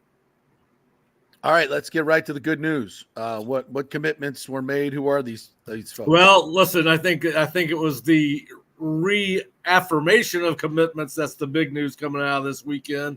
Javion Hilson, one of the best defensive ends prospects in the country, said after his visit yesterday that he is done. There will be no more unofficial visits to Florida, no more official visits anywhere else once the season started. He is locked down. Javion Hilson will be a Seminole on December 4th. Nice. Another kid that was probably in that same boat, Solomon Thomas, took official visits to Florida and LSU in May and June. Finished up his official visit with Florida State yesterday and said twice, I'm a Nole, I'm a Nole. There was a lot of concern over the last 2 months about him being maybe flipped by Florida or LSU. For a couple of weeks, Florida was considered to be turning the tide on Solomon. Then it was LSU after his official visit there. But, I felt bad for the kid yesterday. It was clear that he was tired of the recruiting process. Probably didn't want to talk to us. Did, but he said all the right things if you're a Florida State fan. And listen, we're starting to hear more of these kids address NIL without being asked. He said that he could have gone to other places that offered him more money. And obviously in his situation, it was Florida and LSU, but this was more about development, and he felt like he could be developed for the NFL by Alex Atkins and Mike Norvell, and really feels like hinted that maybe some other commitments were coming, and that he was really looking forward to playing on building the offensive line with his class that could include Josh Petty and Ty Haywood and Peyton Joseph and Max Buchanan and so forth and so on. And then, of course, Tramel Jones, the quarterback commit from Jacksonville. Yep. He's another kid that has really, his recruiting profile has caught fire because of what he's done on 7-on-7. If there's a transitive property from 7-on-7 to real football, I don't know. But listen, he's certainly blown up. He's been to Florida a number of times. I've got a source in Gainesville, hits me up every time that Tramel's there. He said he's going to put all this to bed at some point this week. He will be in Jacksonville for the Rivals 5-star camp. I'm leaving there today, so we'll try to get up with Tramel Jones, but I think it's done. I think he's a Seminole. If you go back and read his interview or watch our YouTube video at the Osceola YouTube channel, you'll hear every word the kid said. It's certainly reading his words and what he said. It's merely a formality at this point. I would be totally shocked if Florida's in the picture after he once again reaffirms his commitment for the 3rd or 4th time. So you got that going on. Then, you got Peyton Joseph, a 4-star offensive guard from, I believe, Houston County, Georgia. He's down to FSU in Memphis. I think that's more of a case of whether FSU decides they're going to take him, more so than Memphis. Now, Memphis has got the new FedEx money, so we'll see what happens there. They got a lump sum of money from FedEx, which is based out of Memphis, and they just got a commitment from his high school teammate, quarterback And golly, why is this Antoine Hill? Florida State is going to get a commitment today on the defensive line. I'm not going to tell you who it is because we promised the kid we would not break it for him. Right. But I think that Florida State fans are going to be happy if everything goes to true to form or through his timeline. There will be a commitment today from a defensive lineman, so there will be some good news coming out of that. Tavion Wallace, the 4-star linebacker, we anticipate that he will sign or commit to Florida State on July the 2nd. So you're going to have, I think, Greg Thomas, I believe he said June 30th, safety out of South Florida. I expect that he will be a Seminole commitment within the next 5 or 6 days. I believe he is committing on June 30th. So, yeah, listen, we just got through with official visit season. We're fixing to go through commitment season. So. All right. Yeah. Well, we all know with NIL, those things can change. Dion lurking in the wings. Yeah. Well, there should always, I think some of the bloom has come off that rose. Yeah. I believe it. No, most definitely. Yeah. So, but anyway, yeah. So it's been a very busy month for these guys. I do think that obviously they got their 2026 quarterback with Brady Schmeigel came in for his second multi-day unofficial visit to Florida State, again with his entire family. The writing was on the wall. We started hearing last Sunday a week ago, that Florida State had found its 2026 quarterback. And as you started going back and looking to see who had been on campus and who had committed elsewhere, it certainly looked like it was going to be Brady. And I think if you want to watch some fun quarterback video, he's a pure pocket passer. But if you want to watch some good, nice throws and tight windows, go to Brady Schmeigel's huddle page and check him out. So yeah, a lot of good. Listen, they're in the final 3 for Ty Hayward with Alabama and Oklahoma, a 4-star offensive tackle out of Texas. So listen, there's all kind of news coming out. A lot of good O-line. Something that has been a liability for years is becoming a strength at FSU, right? Yeah, probably the only bad news coming out of this weekend is my understanding is that they really had their sights set on a defensive end out of Alabama named Zion Grady. Zion committed to Ohio State this morning. So you might see Nick Clayton come back in the picture for FSU. He took a midweek visit to FSU. I think he wanted to commit to FSU. Obviously, he committed to Wisconsin, I believe, on Friday or Saturday, excuse me. I think you could see with Zion coming off the board, I think you could see FSU circle back to Nick Clayton out of Gainesville, Florida. And, of course, they're still in it with Jalen Wiggins, who's committed to Florida, who's on an official visit this weekend, and a lesser chance with Jared Smith, the 4-star defensive end out of Alabama. So listen, there's still this thing is going to continue to roll on through December. We'll see some. Feels a long way away to keep these kids committed, but you just never know. So just in general, Pat, there's a feeling that I know Norvell has become the king of the portal, but and we all knew it would take a little bit of work and time to get the high school recruiting where they wanted it to be. Is it your sense now that they've got pretty much both of those on lockdown, top 10 in each portal and high school recruiting? Well, listen, this is the new calendar has kind of revamped this. Like a lot of people are concerned because they only have 4 commitments heading into this weekend. Well, what we saw last year was the current year's class is going to commit in July. That's what we saw last year. Florida State blew up its commitment list in July. I think we'll see most of these kids commit between now and the end of July. You'll have a couple of kids that will wait until, Ty Hayward said, I don't have a timeline. I'll commit when I commit. We had a couple of kids that said that. But yes, listen, you got to find the balance, right? And I think each year's roster is going. I don't think you're ever really going to know what's going to happen until you get to December and you find out which of your kids are going to leave and which of your kids are going to stay, and that affects how many portal kids you got to go after. So it's a moving number. But yeah, listen, they've done a better job. Listen, winning hides a lot of stumps. It's just like in business. Yeah. Revenue hides all. You don't have to be the best salesman in the world as long as you're meeting revenue, right? You can do anything.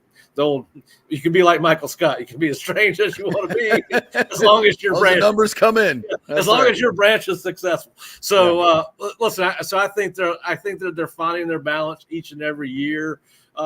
Listen. They got to close out with some of these guys. Listen, it's kind of funny. Everybody's always said, well, Florida State only brings in defensive ends through the portal. Well, now you got the number one defense in the nation, or Javion Hilson. But winning helps that, JP. They've won 23 games in 2 seasons. That helps overcome the lack of relationships. And listen, the one thing I'll give Mike credit for is they have relationships all over the country because of where his staff came in from, both on the field, off the field.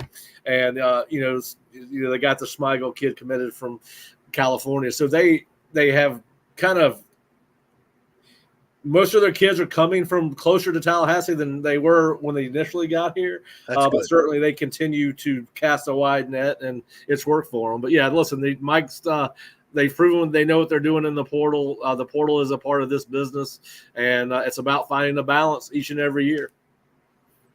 It certainly doesn't sound like it necessarily from everything you're saying, but have any of these sanctions recruiting-wise that were placed on them at the beginning of the year, has any of that played an impact at all during this recruiting cycle, like maybe the NCAA wanted it to or anything?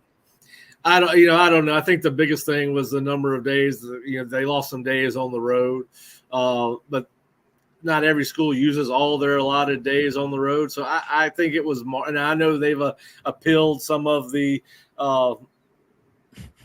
penalties. I don't know where they are on that, but no, I think at the end of the day, those were minor infractions with minor penalties. And listen, it's Florida State. They're winning. They've got to, by all battles in, seems to be doing good with the NIL. So I think that they can overcome whatever penalties they had. They'll overcome. That they got penalized for doing. Probably the biggest penalty, to be honest with you, is Alex Atkins not being able to coach on the field. I think for what is it? 1 game, 3 games? Anyway, 3 games. Yeah, so I think that's the biggest penalty coming out of that. Now, if you want to get something overturned, you would certainly like to have your offensive line coach either in the press box or on the field with your offensive. Now, they got, obviously they got Gabe Farida, who's been here as a offensive analyst for now going on 4 years, an old high school football coach who's kind of an offensive line guru. So Gabe's going to be there. He's been with Alex. He's been with Mike for the last 4 years. So, but I think that was the biggest penalty. The recruiting penalties, as far as that was concerned, outside of Alex being taken off the field, I think that is the other ones were minor in my estimation. And I mean, the fact that everybody was doing the same thing FSU has been doing, those what they got penalized for was absolutely ridiculous. Yeah, some of these are tic-tacky penalties. Do you kind of feel like they were targeted a little bit? My God. Well, listen, I'll say this: when you start winning, NCAA is going to come looking. You can go back and look at every program that's won in Ohio State. Yeah. How many times you can see they went in and got Tressel. We saw what was it? Sneaker Gate after Florida State won a national championship. We've seen stuff happen in Florida. We've seen, listen, LSU wins the national championship under Les Miles several years later. They're taking 37 wins away from him. Listen, the NCAA needs to be done away with. Yes, please. We need to get Peyton Manning to be the commissioner of college football.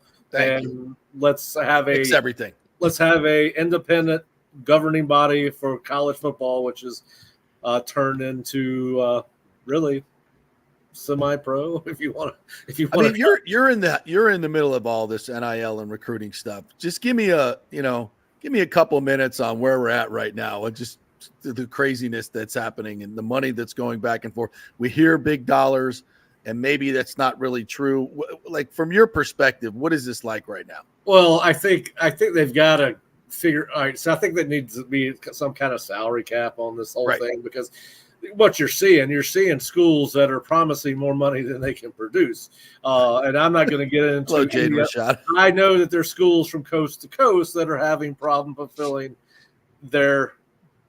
what they promise kids. Like, they're getting short paid, right?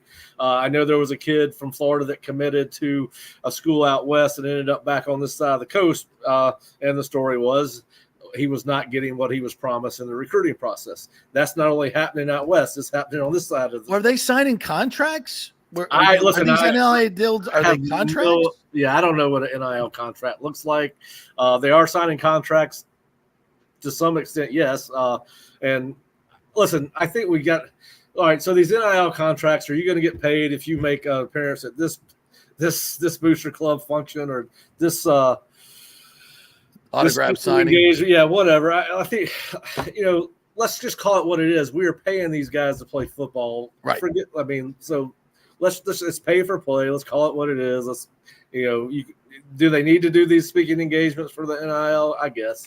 I guess it's kind of like I guess there's a standard pro contract where I guess, if Buffalo Bills ask Keon Coleman to do an interview, he's got to do it, right? Right. I'm sure there's some things like that. But yeah, it's weird because you don't really know if, you got to trust. If a kid comes in and says, I'm getting $125,000 from University X, there's no way to know whether that's true or not.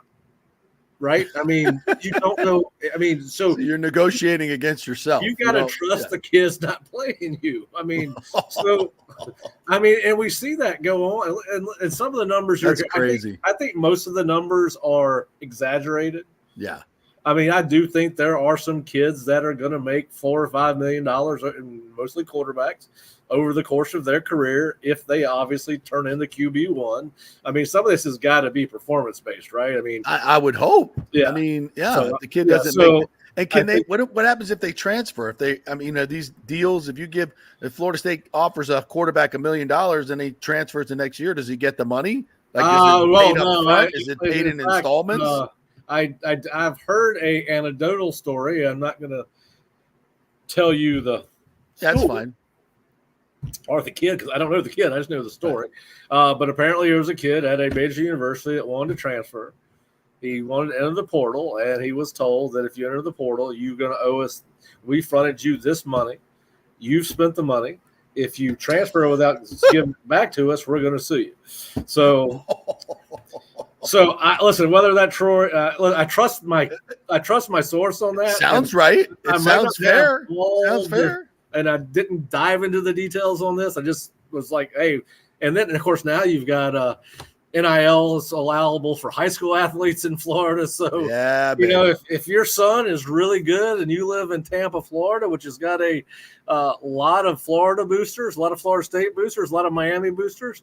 If I'm going to go work out some NIL, I'm going to go to the guy that's a Florida State booster, owns a car dealership, and the guy that owns Subway the Subway is in Tampa that was a Florida graduate. I'm gonna go get my son NIL deals from all of them because they're all recruiting him. So listen, I can't believe somebody sent me a message. There's a high school here that sent their kids a message. Hey, listen, don't sign any NIL deals yet because it's still got to be ratified by some board in July. The state of Florida. July 24th, yeah. And first of all, the whole thing was who on that team is good enough to get an NIL deal. so it's kind of where we are. But yeah, so I don't know, man. I think that now I think we're getting closer to revenue sharing and some kind of roster management, some guardrails, and some kind of threshold for pay, but you got to do something. It's wacky right now, and it will continue to be until we figure out where everybody's going to end up in conference expansion and Big Ten. I think you headed to the Big Ten. That's what I've said all along. But right, yeah, me too. Depending on who you talk to, I'm either right or wrong. Right. I think it's a Big Ten. I think they'll probably announce here pretty soon too. Those losses in court by the ACC recently are going to force them to settle this at some point. So might as well be sooner than later. So let's hope so. Well, hey, before you go, maybe a little quick one on what we're going to see August 24th, which is rapidly approaching. This Florida State team this year with DJU and all the speed they've added. I have a hard time seeing them winning less than 9-10 games. Where are you at? This team? I've been right around 9. I think if you ask me for a preseason prediction right now, I would say 9-3 with a plus minus of 1. Listen, this team lost a tremendous amount of talent. Did they bring something in? Yes, but listen, and maybe I'll be wrong, but I don't think some of the kids that they brought in are as good as some of the kids that they lost. Now, it's hard to find a Braden Fisk. It's hard to find a Jared Verse. And now Marvin Jones has got a better chance to be more like Jared Verse than Grady Kelly does Braden Fisk. But I don't think they replaced I think the players that left are better than the players they replaced them with. Well, they all went to the NFL for God's sake. Yeah. So, and then of course, you lost one of the most dynamic playmakers in all of college football for the last 3 years in Jordan Travis. Now, DJ brings new things for defenses to defend, but you've lost a unbelievable weapon that could make plays out of nothing in Jordan Travis. So do I think it's a 13-0 team? No, but I didn't think last year's team was a 13-0. Yeah, true. I had them at 10-2 or 11-1. Listen, I think it's going to be a very good football team. I don't think it's going to be last year's football team. And listen, I think the schedule as it sets up right now might be a little bit more difficult than last year's. I don't think that, you ask about August 24th. I think that this Georgia Tech team is going to be a tough mental football team. They brought in about 18 transfers. I really like the job that guy has done there. And then no pushover. No. Yeah, so then you're bringing in a Memphis team that's not going to be Duquesne. I mean, right. I think you got one FCS team on the schedule. You got to go to Notre Dame. I think North Carolina comes here. You go there. They're supposed to be pretty good. I haven't whipped out the schedule in a while. But listen, we're exactly a month from the team reporting, which is hard to believe. They report on, I believe, the 23rd or 24th and start practice on either the 24th or 25th. It's one of those two dates. So we're and then we're 60 days from the first game, 61 days from the first game. Can't wait. Can't wait. It's gonna get here quick. I mean, I know a lot of this offseason seems like it's gone quicker than most that I can remember. Of course, there is no offseason in football anymore because you go from bowl season to portal season to junior days to spring practice to official visits and summer camps. So no days off. Yeah. So listen, I'm going to try to disappear for about the next 30. I'll be happy to come join you guys, but I'm going to the lake in North Georgia after I leave this 5-star Rivals camp in Jacksonville. Listen, there's going to be a lot of big names for not only the 2025 class, but 26 and 27s at this camp. So if you're not a Rivals subscriber or Osceola subscriber, I would ask you to go check out rivals.com or theosceola.com because we will have 104 of the best players in the country in Jacksonville for 3 days starting tomorrow. I'm getting ready to head over there tomorrow or tonight, and we'll have a media. Good time to sign up.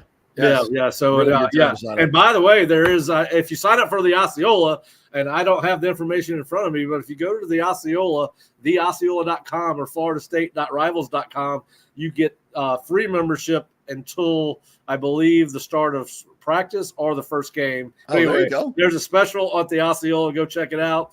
Now, we are doing a rebrand, a rebuild today, so there's some technical issues going on, but certainly check us out. Hopefully we'll have all that remedied as they've just come out with new logos and new fonts on the site. We're going through some. Well, that's important. Absolutely. Yeah. So anyway, but yeah, listen. Go get the information. I'm glad it's football season because that means I get to hang out with you guys a little bit. All right, me too. We're getting there. All right, Pat. Thanks, man. Appreciate it. Have a great trip. JP. Y'all have a great time one. off. All right, hey, Pat Burnham right there. All right, we got to hit a break. Damn, we haven't got all our breaks in. Thanks so much to all of our great sponsors, to Gettis Gordon Group, Extravaganza Productions. Go see them. Go to their website, and if you got a big meeting coming up or anything in terms of a charity event, or you got a big birthday, you want to do something creative, let the pros do it. Very, very reasonable rates, and you don't have to do all the work, and they will absolutely knock it out of the park. Extravaganzaproductions.com. Go to their website. All right, quick break. Back to wrap everything up right after this. Stay with us.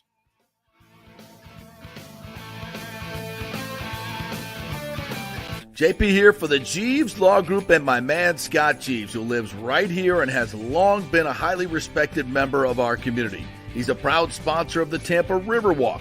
Jeeves Law Group is also a proud sponsor of our Grand Central District in St. Pete and has neighborhood events throughout the year. He has an office on Central Avenue in St. Pete and one on South Howard in Tampa. You can't get more local than that. So when you need an attorney, you're going to hire some huge firm that advertises all over the state or the one that supports your favorite sports show. It's the Jeeves Law Group. We're local, we're trusted, and we get results. For personal injury and personal attention, call us for a free case evaluation.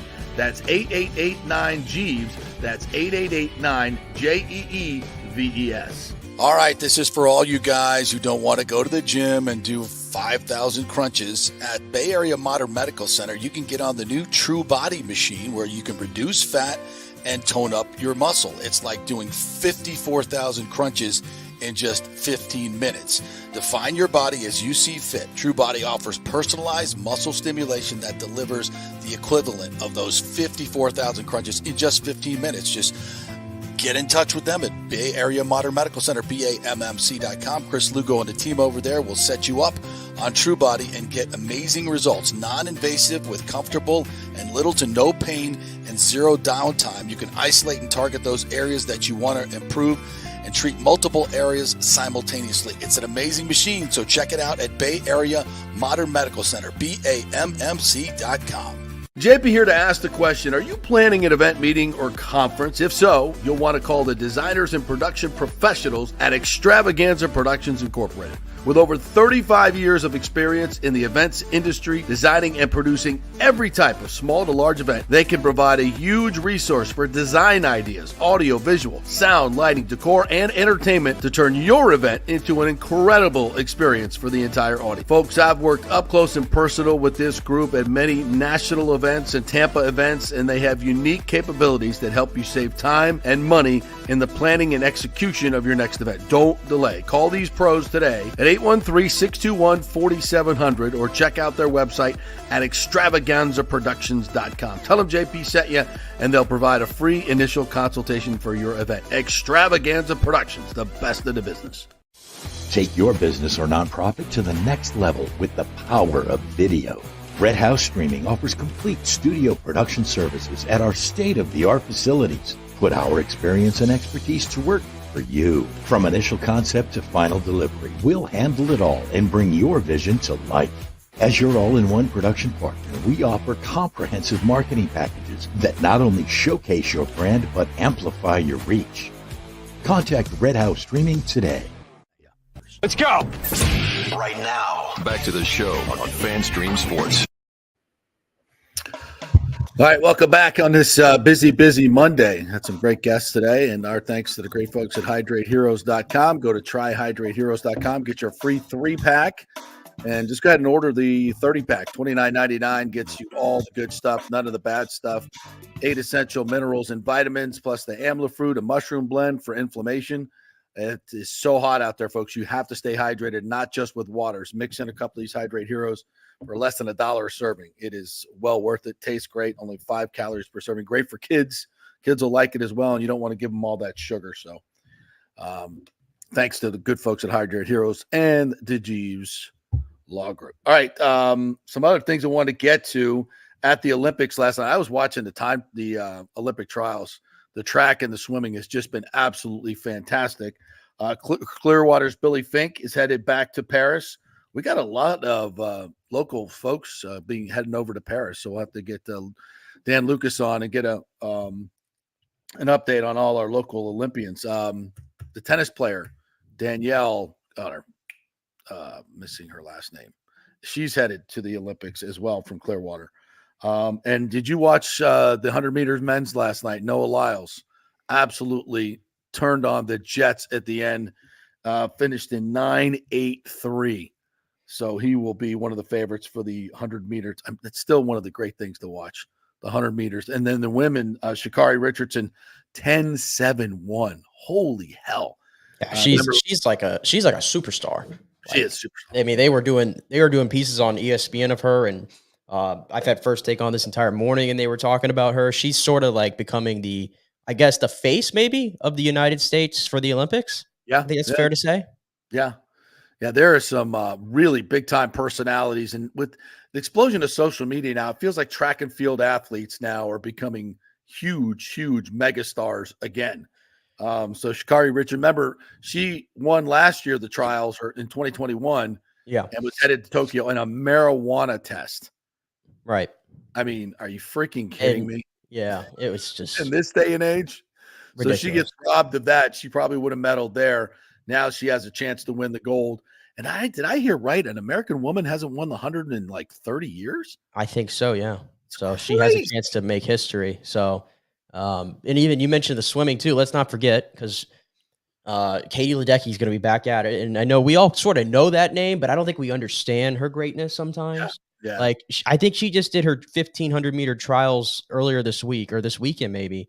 She won by 20 seconds. Yeah, she's insane. And there's a clip of her finishing, and then it feels like it's literally like an eternity that goes by before somebody comes back into the picture. Yeah. Like she that is whole like scene in Indianapolis where they built the freaking pool at Lucas Oil Stadium was just insane. It was really, really good, really fun. Yeah, and I think it is also too. Is Simone Biles? Isn't she performing is she doing the Olympics this year too? Yeah. Yep. She's obviously one of our biggest stars. So yeah, a lot of big American presence at the Olympics.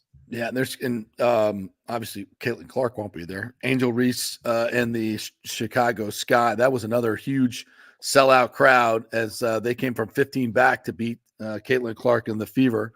Nobody got injured in this game. Nobody was hit in the head. Nobody was cheap shotted, and that was I love nice. it. We had no incidents, so nobody can overreact, and we could just talk about the game because the game was incredible. And Angel Reese played amazing. She really did. She has 8 double doubles in a row. Yeah, which is like a WNBA rookie record. So, it's not. Caitlin Clark is definitely the most popular player, but she ain't the only rookie that is lighting up the score box every single game. No. All right, that was fun day. So, a little programming note.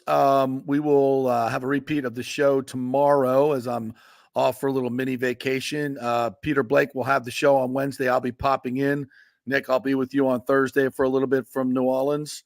So if we don't get killed, we'll be joining you from there, keeping you posted on all. Jeez, it's not a very safe place, but we're gonna do our best. So we'll be popping in and out, and we'll have a lot of good stuff. And I'm expecting some Stamkos news this week, and we'll do some more on football recruiting for the Gators and USF. You said USF had a little incident for their recruiting. All the Lambos on the field, the ripped up field of Raymond James. It did not go over well. I don't think it looked as cool as they thought it might have. But okay, I don't know. Well, we'll dive into that a little bit more later on in the week. Have a great day, everybody. We'll see you at some point this week from New Orleans.